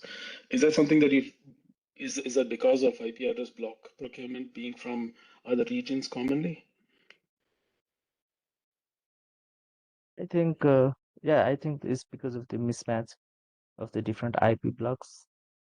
I don't know the exact reason, but I have seen these kind of incidents. And then I forgot to mention, after the social media ban, a lot of different VPN providers started advertising Nepal in their locations, even though their services were not coming from Nepal, but they started providing the subscriptions saying it's from Nepal. So I don't know the exact reason, but it should be because of the mismatch in the IP blocks. Got it. Okay, Sid? Yeah, so thanks, Om. Just want to make an offer that in case you find ISPs in Nepal needing a hand-holding session to get RFC 8805 feeds constructed correctly and published and crawlable, please shoot me an email and I'll be happy to bootstrap any effort by one or more carriers or operators in the country. That's it. Thank you. Sure. Thank you, Sid. Thank you, Sid. Christopher? Yeah, I don't know if this is the case, but one thing that comes up with MaxMind with regions that are sort of building up internet infrastructure is the shortage of IPv4 addresses. We're hearing from like IP leasing companies that some of their customers are ISPs in these areas. And then that can cause a lot of problems because IP leasing companies have a very like sort of mixed bag of a portfolio of what their IP addresses are. So I would, to Sid's point, I would encourage those ISPs to build out their own, geo feeds and publish what they, even if they have leased those IP addresses. I don't know if that's what's causing those issues, but yeah, just wanted to make a comment. Thank you, Thank you, Christopher. Christopher. I think one of the values of having a workshop like this is people getting to meet each other and knowing who the other people are. So I definitely appreciate the peer-to-peer sort of, so to speak, discussions and contact sharing that happens through these things. Thank you, Om, for your presentation. I think this wraps up the presentations for the day. And we are going to transition now into a discussion for the next 40 minutes. And then we'll do a wrap up after that. So broadly, I just wanted to sort of seed the discussion by asking a couple of very broad questions. Christopher, do you have your hand up? That's an old hand, I'm assuming. I want to seed the discussion by just sort of taking a poll of the room on a couple of questions that I find might be instructive or interesting. And I'm not going to put any slides or anything. So keep your mouse on the raise hand, lower hand thing for a second, for a couple of minutes. Let me just start very broadly, right? Let's take like a few steps back and think about the internet as we know and we love it and want it to become. And I'll ask very broadly, is geolocation, and when I say geolocation, I mean broadly all geolocation, IP, GPS, whatever have you. And when I say endpoints, I deliberately am using an ambiguous term, endpoints. Do you believe that geolocation of endpoints is useful? I'll repeat the question. I'll just put it out there. Geolocation of endpoints is useful, has issues, and isn't going away, or geolocation of endpoints is useful, has issues, and must die. And when I say must die, I want to be very clear about this. If you believe that there's a path to killing it, then raise your hand for must die. If you believe that must die is a wish that you have, it's a unicorn, it's never going to happen, then, bear that in mind. We all have wishes that will never come true. Warren, you had your hand up for something. Yeah, clarification question. Do you mean useful for network purposes / infrastructure purposes, or for geolocating users to somewhere for things like compliance or content restriction? Because I think there are two very different use cases. I agree, and I'm deliberately being ambiguous at this point. I will ask that question next. So I'm going to say broadly, geolocation of endpoints, and this is perhaps a training question, right? And these votes mean nothing. So we're not actually going to do, and just to get a sense of the room for everyone as well, right? Is geolocation of endpoints useful, has issues, and is not going away? Raise your hands if you believe that is the case.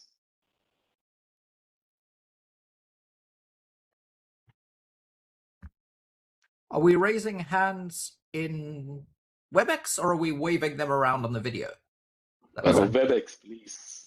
WebEx video is quite terrible. Both. Oh, well, yeah, sure. You can do both. Okay. People have lowered their hands as well. This is very interesting to me. How many people now believe that geolocation of... Okay, lower your hands. Geolocation of endpoints is useful, broadly. Geolocation endpoints broad. Is useful, has issues, and must die.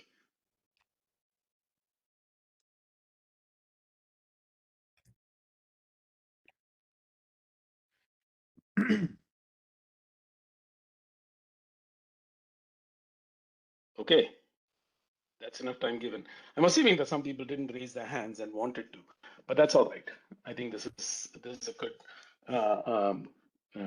just a general sense. So now I'm going to ask the more refined question of infrastructure devices. Same kind of question. Geolocation of infrastructure devices is useful, has issues, and isn't going away. Raise your hands.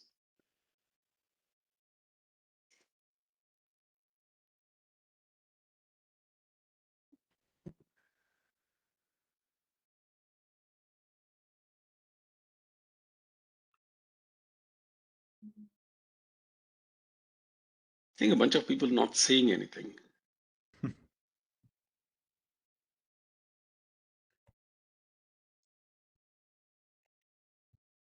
Okay. You can all view the hands raised on your screens, I'm assuming. So I will leave it at that. Should I ask the must die question? I don't think it's useful. Nobody even voted the first time for it. So I'm going to drop that question. Okay, lower your hands. How many people believe that geolocation of user devices is useful, has issues, and isn't going away?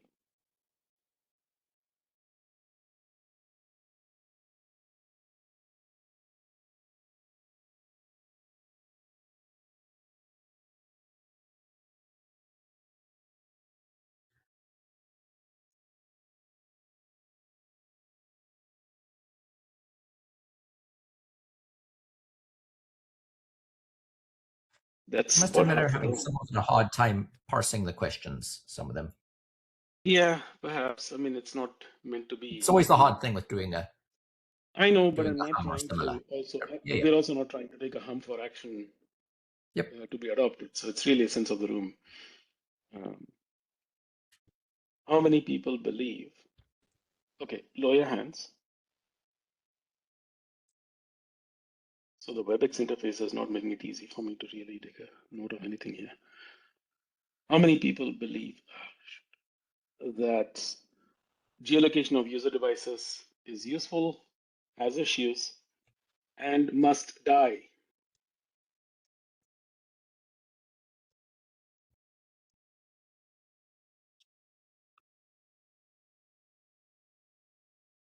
All right. Okay. A last question. How many people believe that IP geolocation, IP-based geolocation, same questions, is useful, has issues, and is not going away? But this time for user devices. Sorry, I should be clear about that. You want for user devices? Oh. I was asking for user devices this time, yes. I'm sorry, can you repeat the question then? I will repeat the question. Actually, you know what? I'm sorry, I'm botching this. But once again, I'm not chairing a working group session, so what the fuck? How many people believe, let's just go with not user. How many people believe that IP geolocation is useful, has issues, and is not going away? It can be for anything. For all purposes. For all purposes. IP-based geolocation is not going away.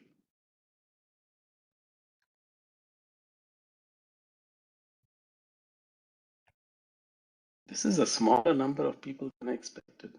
Okay, then.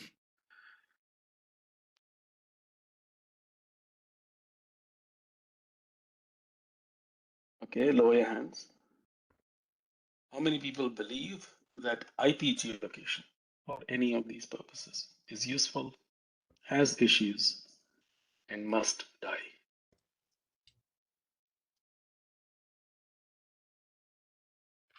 Come on, Christopher. I know you want to raise your hand here.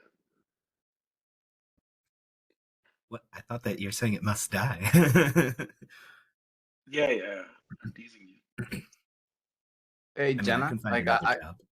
Jana, I Yeah. put up my hand for a different reason. There's this thing called Slido you can use in here to like type the thing because it's kind of getting out of hand, like the combinations. No, I get it. This is the end of it, though. Okay. Right. Good. Okay, so somebody said like 18 more questions to go, so I just want to 18 make more sure. questions to go? No. It feels like a That was a joke. survey with That's like it. trick questions, but yeah.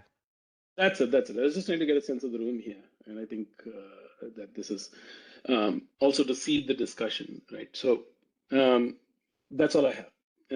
What I want to ask of the room now is to think about. This is a bit of an open-ended discussion, but our goal is also to identify what we can do next as a group. So I'm going to share my notes document, and perhaps like yesterday, what we do is we start to sort of crowdsource what we can do going forward. This is I know there's going to be some small things like improve the geo feed format for IP geolocation, and there are people who are relying on it for a lot of things. If there are broader thoughts as well, bring them forward, please. We have about 30 minutes for this discussion. So feel free to queue up. Nalini? So one thought I had because of this stuff in the chat and your infrastructure. Well, I mean, a router knows where it is, and so do a lot of other equipments. So why don't we have routers report something to a trusted party? Maybe even the routing table, because I think that's it's not at the client granularity, and again, I'm one of the ones who thinks IP addresses are not going away, and they know their prefix. So and it might be an easier rollout. I just don't see a way to roll out things across all clients. I just don't see it.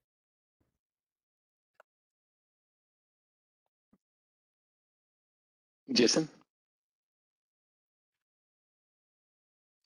So my sense of the last few days here has been, sort of twofold. One, there are probably some easy, concrete things that we can do to improve the existing way that GeoIP information is published and discovered. So sort of extending, building on 8805 or something like that. Because the reality is we're in a world that depends on all this data, and we might as well make it work a little bit better if we can.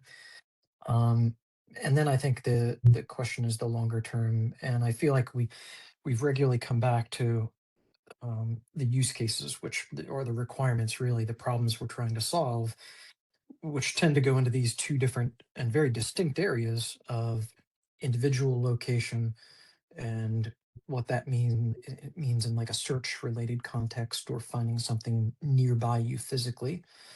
And then you have this other, which is more about where a machine is located on the internet in order to have the best, shortest path, quickest, access to content. And so I do wonder if, as we think about the future, should we try to segment the use cases a little bit better? Because I think the situation we're in today is because they all got mashed together. And so, yeah, thanks. Thank you, Jason. Yeah, that's a good point. And I will say that we've heard a lot of use cases over the last couple of days. People wanting to use geolocation for a variety of things. And we John, all I can't hear you. Can you? I don't know if you're too far from the mic. I'm having trouble hearing you. Oh, sorry. Sorry about that. Thank you for pointing that out. Can you hear me better now, Lee?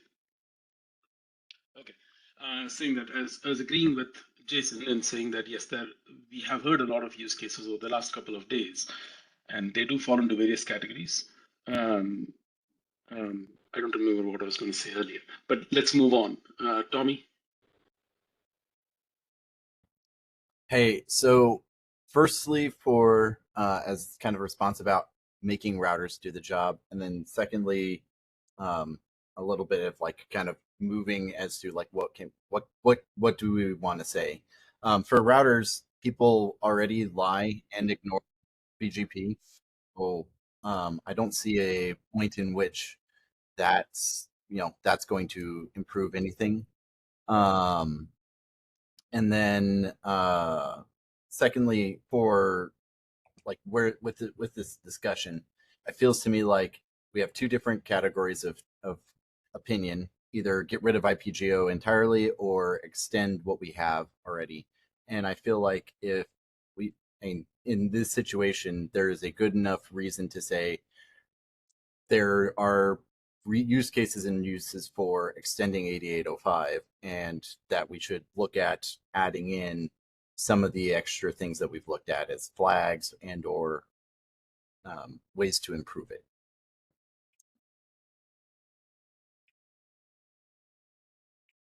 Joe?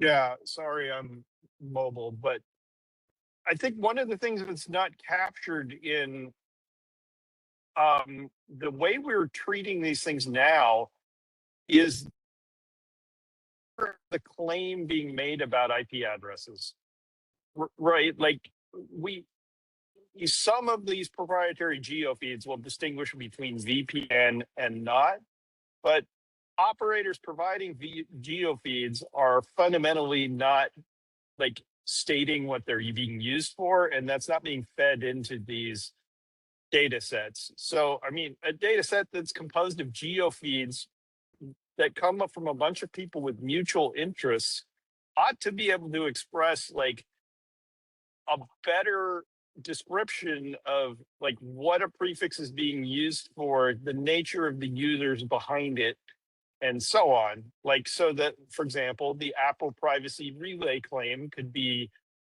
evaluated on the basis of what it purports to be claiming rather than on the basis of what ultimately ends up in the geo feed. So that like seems like a layer of meaning or metadata that simply doesn't appear in these feeds, and which is ultimately like smoothed out and made to disappear by the geofeed providers, even if it is provided.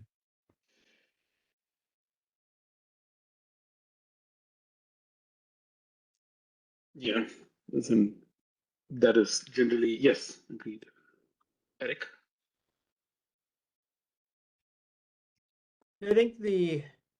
I think publishing some form of working on an applicability statement that really is clear on things, I think would be a highly valuable thing to do. I think if for some of these areas, like where even in cases where regulators or others come into account play, having something we could point to and say, like, here's where it is and isn't useful. That's useful in cases where like coarse probabilistic location is appropriate.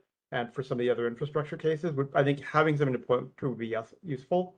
I agree with what Joel was just saying on the extent, kind of being able to extend geo feeds to be able to express more, because I think there are things that we could be able to express more that would be useful. But I think there's also a big element on this kind of refinement and token discussion. I think there's like for this use case of privacy proxies, being able to come up with a way that we can kind of provide coarse geo that helps cover those use cases, but in a way, in an opt-in way, but in a way that doesn't result in a internet driver's license, where the only people would ever really be needing to send some sort of privacy location token, coarse privacy location token would be cases where you're using some IP space where that a geo feed is expressed, that can be used to refine it. Could be a kind of way to thread the needle between the helping refine probabilistically for cases where people are trying to kind of use privacy proxies, but still are okay kind of getting coarse geo, while not creating that risks thing that David was talking about earlier, where you need to start sending a location token in order to access certain websites, which I think we want to avoid. Agreed. Tony? I think Glenn was next, I thought. Okay. Go for it. So I keep coming back to the thought that there are sort of two cases here that are important to figure out and to solve and make people happy for. The first case is where you have users who actually want to do a thing, and to do that thing, they want to have some mechanism to actually disclose or show where they're at so they can get the thing they want, whether that's local weather, local news, or in fact, myself this weekend, I was on a streaming app that decided, even though I was not using any kind of hinky networking stuff, it occasionally said, "Oh, you're not in the place you say you are." And I was like, "No, I really am. I want to show. I really would like to prove it to you. I really am where I am. I say I am." So that's the case where the user wants to do this, and I think we need to support that because that helps the user. And I think equally, there's a second case where the user doesn't want to do this. This is stuff where people want to know about the user, but the user, if given the choice, would say, "No, I don't want to do that." And I'm not saying we give them a choice. I'm not saying we pop up a window. But I think as we go through solution exploration, that we should sort of say to both cases, does it help the user when they want to do it? And does it keep the user protected when they don't want to do it? And I think if you can thread that very fine needle between those two cases, that you've hit the right mark ultimately.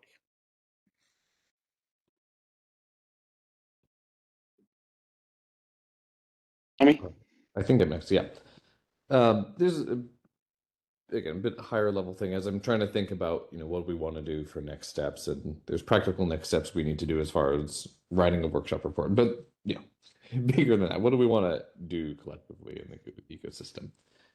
Something I think I brought up and we talked about a bit yesterday was the need for incremental change in this area, that because we had some earlier talks today of big ideas of here's a whole different ecosystem, but when we're thinking about the next step, there's both, maybe we want to get to some of those goals, but also what do we do in the short term, and we need a path to changing things. I think that's both to do things like I hear a lot about fixing problems with the geofeeds as they are today or enhancing them, as well as potentially having new technologies.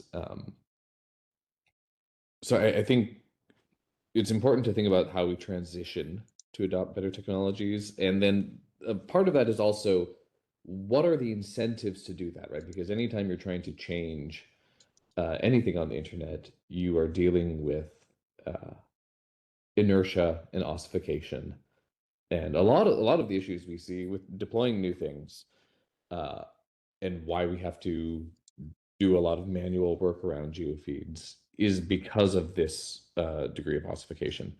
And so I think we need to think a lot about and write down and do the work on what are the different incentives for the various players in the ecosystem to do changing.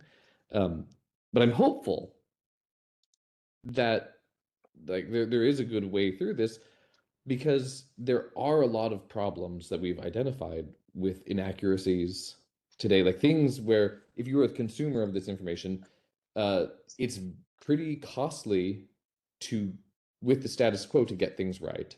And even if you are doing a lot of the best practices, we hear a lot of these cases where, oh, it's just blocking you. And so I think collectively, the ecosystem, there are the incentives in place to adopt things to get things better, because the status quo, I don't think it works perfectly for anyone here. So maybe this is something, we can't do it all now, but maybe it's something that we can do as a next step. Another potentially useful exercise, and maybe we can get some of this today, is just to all write down and identify who are all the different parties that do need to change, who are the relevant stakeholders in the ecosystem that if we want to just improve geofeeds or append other information that doesn't come from a geofeed, that's going to be an application level signal or something like that, who are all the stakeholders that need to change and need to be involved in any evolution of this, so we can think about how very practically that evolution happens.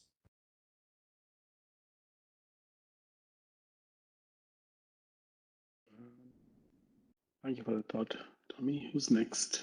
I've lost my queue here. Christopher. I mean, I like thinking about this as incremental because it's very fun and interesting to imagine end states, but we still have users of our products who haven't updated from our legacy products that have been actually completely decommissioned years ago. And so one has to think about how do you move a boulder like this?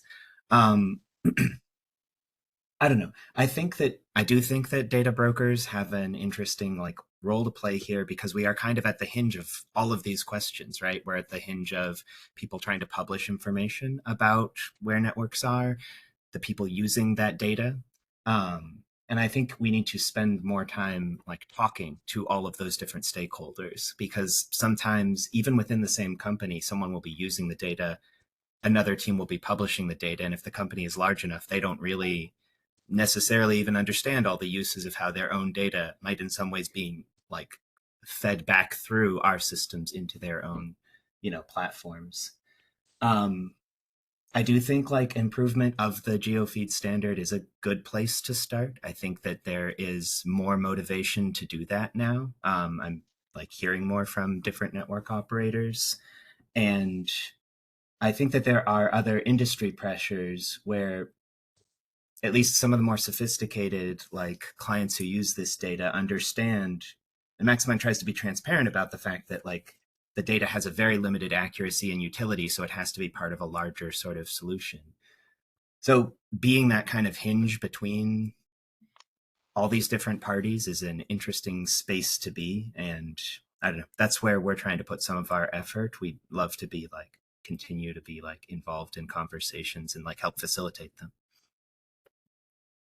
Because I think, yeah, if it's incremental, no one's going to change all of these applications overnight, right? So how do we improve what we have while getting all the stakeholders in the room to think through what would be a better end state, and how do we get there while we're improving the current status?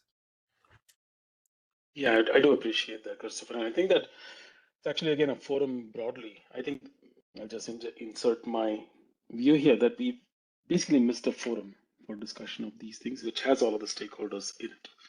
The workshop has created an opportunity for that. But one of the things that I propose as a next step is to actually have some sort of a forum where we can continue to have this discussion. And we need that. I'm not quite sure what that looks like, but I think we need that. Jeff, you're up next. You know, I've worked in the unique token distribution business for the last 30 years. You know, our business as RIRs is actually just to hand folk who want it a token value that says no one else has this token. It's you. You can go and distribute it further. But V4 scarcity basically changed the rules completely. And these days, when I talk about V4 addresses, they're merely low-valued ephemeral transitory tokens to stop the network getting confused. Part of the issue is that CGNs work best when the statistical multiplexing pool is as large as you can possibly make it. A CGN in my house doesn't work very well. A CGN in my city works a bit better. A CGN in my country works amazingly well because it pools across a greater number of users. And what we're seeing in the IP address business in V4 is, quite frankly, it's over in terms of uniqueness for clients. And interestingly, the server side ran away from this years ago. All these server hotels, it's all name-based. And so the IP geolocation business is actually sitting as a historical artifact, trying to preserve value in a world that doesn't want to play anymore. I'm like, frankly, IP addresses are becoming more and more just a token that comes and goes. It's not a constant artifact. And part of the business of IP geolocation is to maintain the fiction that there is constancy and uniqueness, when in actual fact, there isn't. And what I see, and I'm amused by, is that this whole thing about you will not NAT V6, you will not pool V6, you will not, is becoming, nah, we'll just do the same thing. Because natting V6 gives the appearance of security, of privacy, and a whole bunch of things that users have been told are good. And so what we actually find is that V6 has gone down the same path because no one wants to pay for uniqueness in 6 either. And so uniquely giving customers tokens that have constancy and value is now an historical business, and the RIRs have a use-by date, and I suspect it's in the past, not the future, right? So the next step is not to try and polish up 1980. It doesn't work. It's gone. The next step is not to improve IP geolocation. Forget it. The next step is actually more challenging. It's that fragmentary architectural mush that we call application level. There's no constancy, no consistency. Your browser and my application are different. Now, we'd like to see some kind of location-based system appear in applications because there are folk who are trapped into doing client-based location. You know, we have business models that work on geography. But once you try and do that at the application level, you get into this soup that every application is different. There is no consistent unifying architecture at that level. And if you're looking for a unique token distribution system, who's going to run it for you? The Web Consortium, W3C? You've got to be joking. Governments? You've got to be joking. So you're searching for uniqueness and tokens in a space that is resisting like crazy. And no single application, not even Chrome, has enough impetus to apply its own sort of unique values that everyone else can piggyback on. So in some ways, this whole location business has kind of reached its use-by date. And the evasion techniques are now so popular and so pervasive that evasion is now part of the infrastructure. And actually, your location is increasingly expensive and difficult. And at some point, it becomes so expensive, the industry won't pay for it. So we're in a difficult bind here where I suspect that somewhere between the evolution of the technical space, where we're moving up the stack, moving away from unique tokens that have some significance in packet forwarding into some other space that's way messier, is kind of driving us, and trying to understand that evolution into a system where almost the only uniqueness is somewhere in the DNS names, and DNS names are server constructs, not client constructs, is the space we'll be working in for the next 20 odd years. And all I can say is, thank God. I've worked in the RIRs and it's almost over, because I can see no future in that business, and I can see very little future in the entire IP geolocation business. Not because it's not good money today, but it's just IP addresses are not going to have that consistency looking forward. So, bleak, dark. This is really messy. Thanks. Thank you, Jeff, for that very sobering sort of note. I agree with you that I think the applications are the ones that are driving this space right now, and I think that is part of our recognition as well, that this is more of an evolutionary impact of the utility of the internet shifting towards applications that actually provide services on it, and those applications needing something that's more than what we've built so far. But yeah, the question of what we do there is where we are right now. Christopher, did you have your hand up again, or is this an old one? Sid, you're next. So I would like to get back to the two things. One, like Tommy said, there are a lot of ossified use cases and patterns that have been coded into people's software. APIs from IP geolocation providers like us, who are on the call. So I think before we clean up the standard or improve the standard, we need to document what the anti-patterns are. And an example of the anti-pattern was the day you guys took out the desirability of having a zip code or a PIN code or a postal code as the last column of the CSV, right? So that there was a clear documented stand as part of the RFC text that this is not something that we want to continue doing forward, and hence it's an undesirable thing. And if you're using it, you're at your own risk pretty much. And that's not how the internet architecture works or ought to work. And let's wind this down, right? So before we start on an improvement spree, we need to document what is the anti-patterns that we are used to. And this may be all of the sort of a very diverse area of topics we've discussed over the past 3 years of how the 1,000 paper cuts there are. And a lot of those paper cuts are that we are using the tool for the wrong problem to solve, right?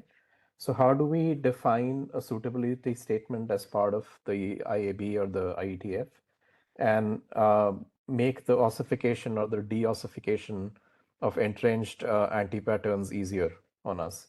And that can be the input to actually the successor to 808005 or whatever variant of it we are thinking of as the path forward. So those are my 2 cents on this. Thank you.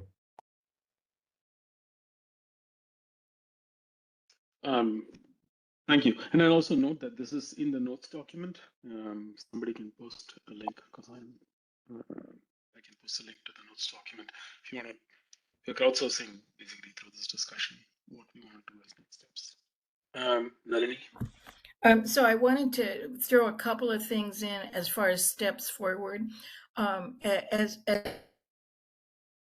far as the standards, it would be great if we put enterprises and also firewall vendors as stakeholders. And I think one thing that was brought up yesterday by Drew is IP reputation.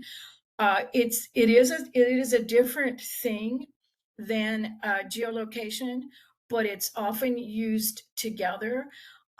And so I don't know if a separate workshop or a separate discussion on that is needed. And I don't know if like attribution of the type, like what is this IP address, a web bot? Is it a proxy or what? I don't know if that belongs here or what, but it's often provided by geofeeds, that information. It's very useful. So I mean, I don't know if there's any, there doesn't appear to be any standard for what geofeeds report on, but I think it's a useful discussion. And then the last thing is it would be great to see use cases, and I'm happy to provide 12 or 15. And so if Tommy, you or any of the organizers have some type of format that you'd like to see in use cases, that would be great, because I personally find use cases good for, like then you can extract up the, requirements following that. Yeah, thank you. Thank you, Nalini. I think that's, in my mind, that's sort of like an applicability statement thing where we can talk about what IP geolocation is good for, what it's not good for, and so on. But yeah, that's a good point. Lose my cue again. Let me get that back. Joel. Yeah, I have a specific enhancement that I think is worth pursuing because I have described it before, which is that I need a way to express that a prefix is not in a particular location, right? That it is in fact everywhere. And I need to have some reasonable assurance that geo providers will not add a false degree of specificity to that simply because they measure it. And to describe this claim, I have a prefix which has been advertised since 2015. It is an IPv6/32, and every single IP address in it will respond to a ping. Now, some of those, a very small number, will be close to an end user, and the overwhelming majority of them are available in every single POP. So any claim made with respect to the location of the overall aggregate is incorrect and has always been incorrect in every geo feed in which that prefix appears.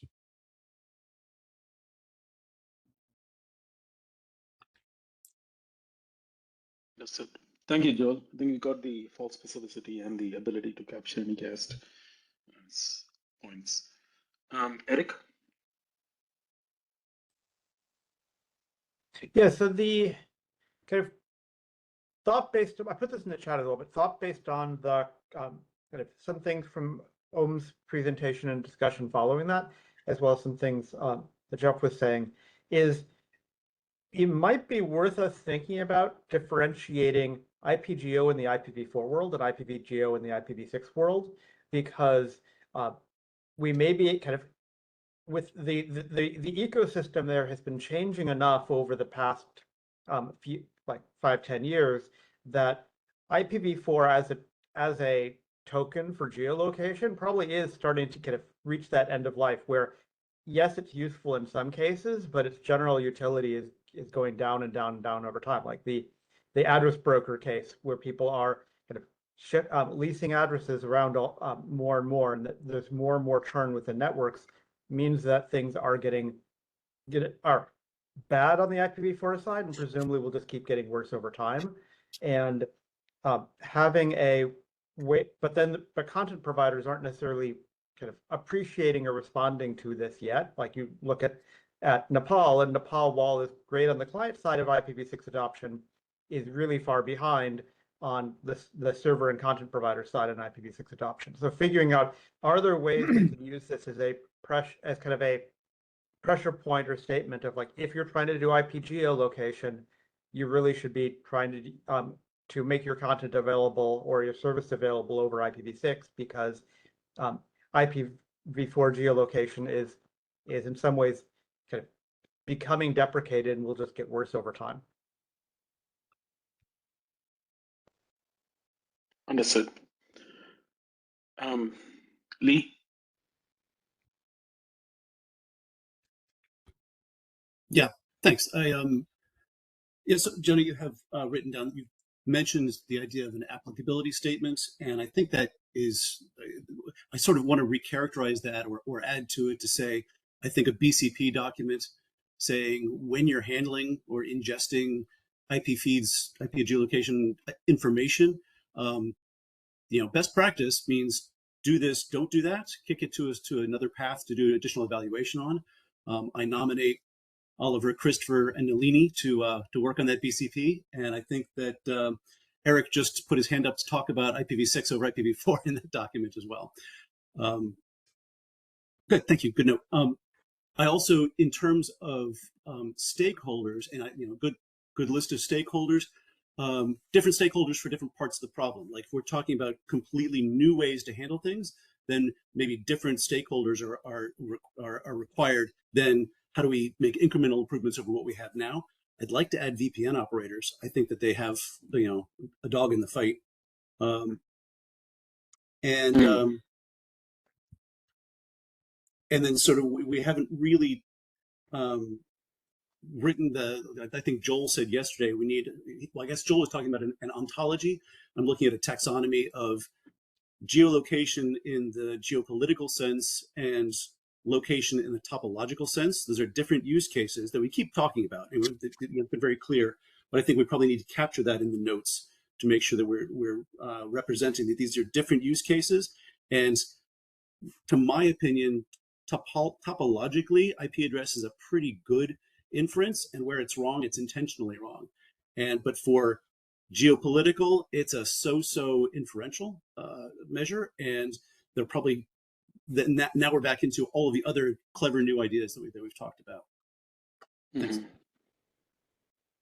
Thank you for that. I think that we have VPN operators are an interesting one because I would love to have them in the room, but if the express goal is to circumvent true geolocation, that is I'd love to talk to them and understand how they think about it. Devyank, you're next. Yeah, I just raised my hand to say that we should probably also add internet users to the list of stakeholders involved. I think that's often lost in this mishmash of business requirements and customers.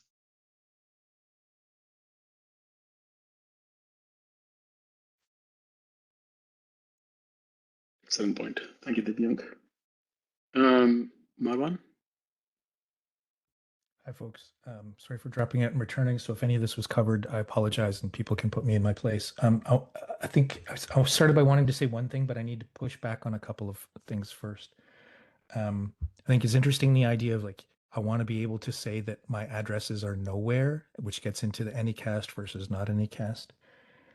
I think fundamentally that suggests there needs to be an operator opt out. So one way to deal with anycast or anything that ties people to the way that they use addresses would be, please don't characterize my addresses, recognizing that there may be penalties to that. I don't know what it means and how to enforce it, but I'll put that out on the table. The other one is v4, v6. I'm going to hard. I really have to. Anyone who thinks v6 is a panacea to these problems, I think I believed that some years ago, and I'm now convinced of the exact opposite. Anything we do for v4, it only gets worse in v6, and please let's avoid fooling ourselves into thinking that somehow it's going to be better. So we need to get it right, and that comes back to the main point I wanted to make. I have learned when we talk about best practice and guidance and so on, the single most useful perspective guide that has served me well and non-technical people well is asking, what does it mean for a street address? If there is something in the world that we do for street addresses or we accept for street addresses, then I'm convinced there's a way to make it work in IP, uncomfortable as that may be. But the converse is true. If we don't do it for street addresses, we should not be doing it for IP.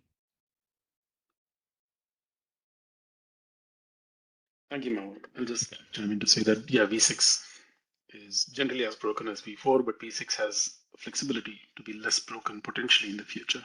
But yeah, I totally agree with your sentiment there. Oliver and then Joel will have the last word, and then we'll switch to very quickly to wrap up. Oliver? Yeah, I think this was a super useful workshop, first of all. So thanks very much for organizing it and bringing all the stakeholders and all the interested people together. I would agree that the approach to have this kind of incrementally done and kind of small steps in beginning and then kind of thinking about how to solve the larger issues is very useful.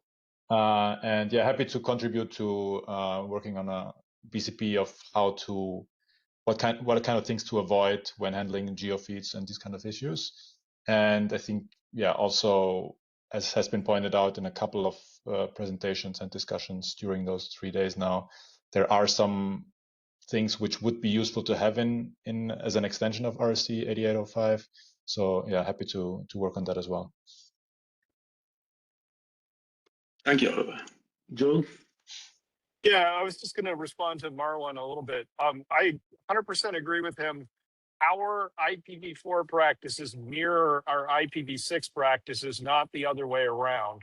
Because there is less address space in v4, they are necessarily a caricature of the IPv6 practice, not the other way around. So if you build one of these things from new at this point, your IPv4 usage is going to be like driven by the amount of address space you can afford, not by your design intent. Your design intent will be expressed in the v6 network. So that has already happened, and most new services are built that way as far as I'm concerned.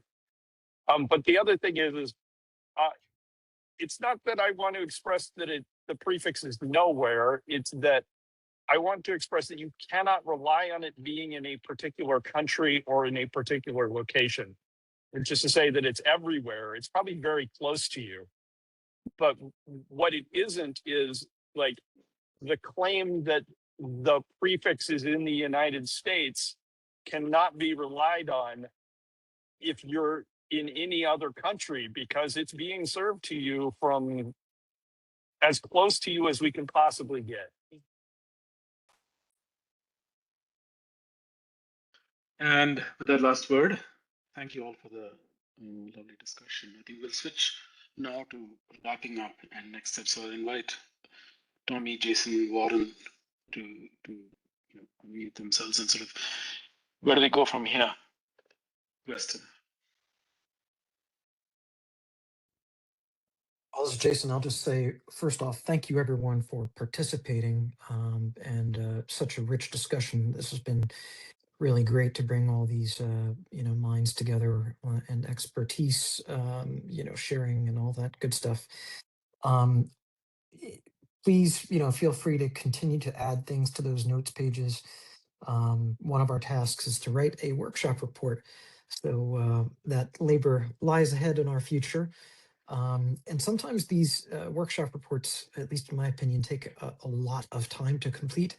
My personal preference is to get it done a little faster, even if we don't have everything perfect, because I think timeliness is a bit more important here. So anyway, that's some of the work that the program committee will be doing in the beginning part of next year. And, stay tuned. But I'd love to hear from Tommy and Warren and some of the other folks that have a bit more IAB experience than I do. And Jenna. So yeah, this is Warren. I mean, I think you summarized that really well. Although I suspect at the end of every workshop, there's the whole, we'll try and get the workshop report up real fast, yo. And that doesn't necessarily happen because it turns out there's a fair bit of work and discussion and process in it. I mean, I do think this was a very interesting discussion.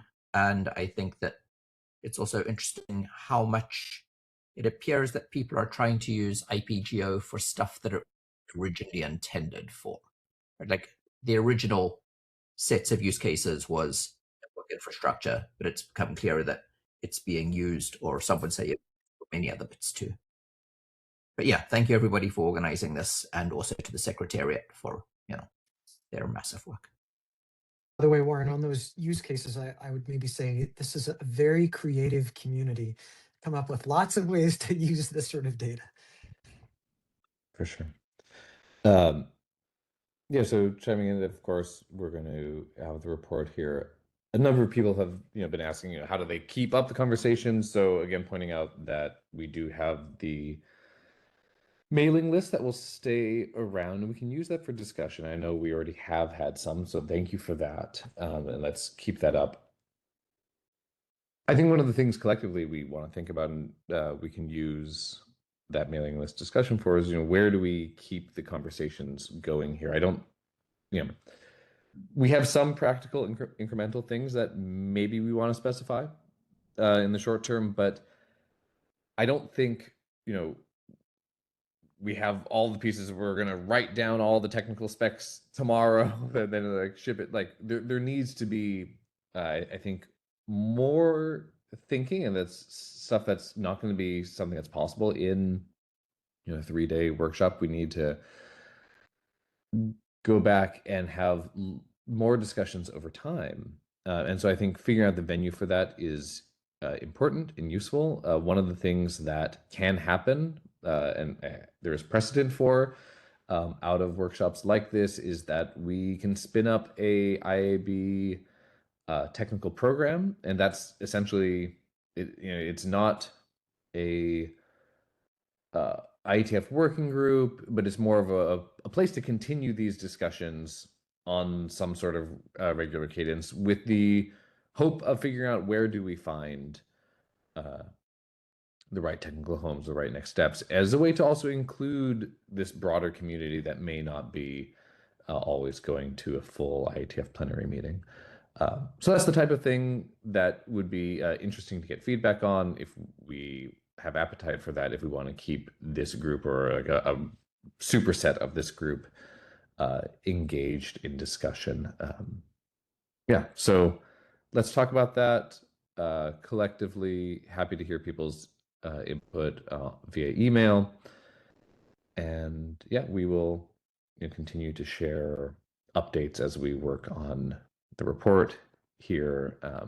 And again, please, you should have links to the notes pages. Please feel free to add your own notes to those if there are some of these lists of next steps or use cases or gaps. Help us fill that out with the things that you were hearing. Yeah, so thank you all so much. Really great to learn from everyone here.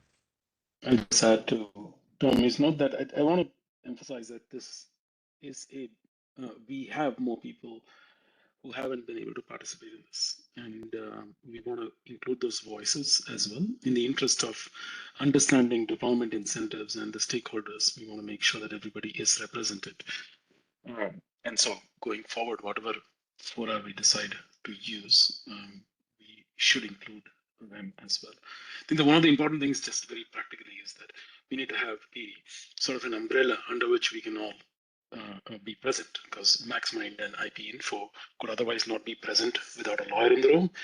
So the extent that the IETF allows us to do that, that is one of the biggest benefits of being under the IETF, Notewell, and other legal umbrellas, is that we are trying to do something here that we need everybody to be present to move forward on.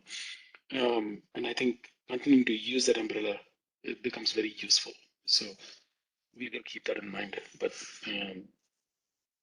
yeah, I've learned a ton. And for me, it's always more important to have the community than the actual technical solution right now, because the community will build more things in the future. So I really do appreciate everybody being present and engaged through these last 3 days. And that brings us to 2 minutes to the end of the day and the workshop. If anybody has any burning things that they want to say, you might have the last word.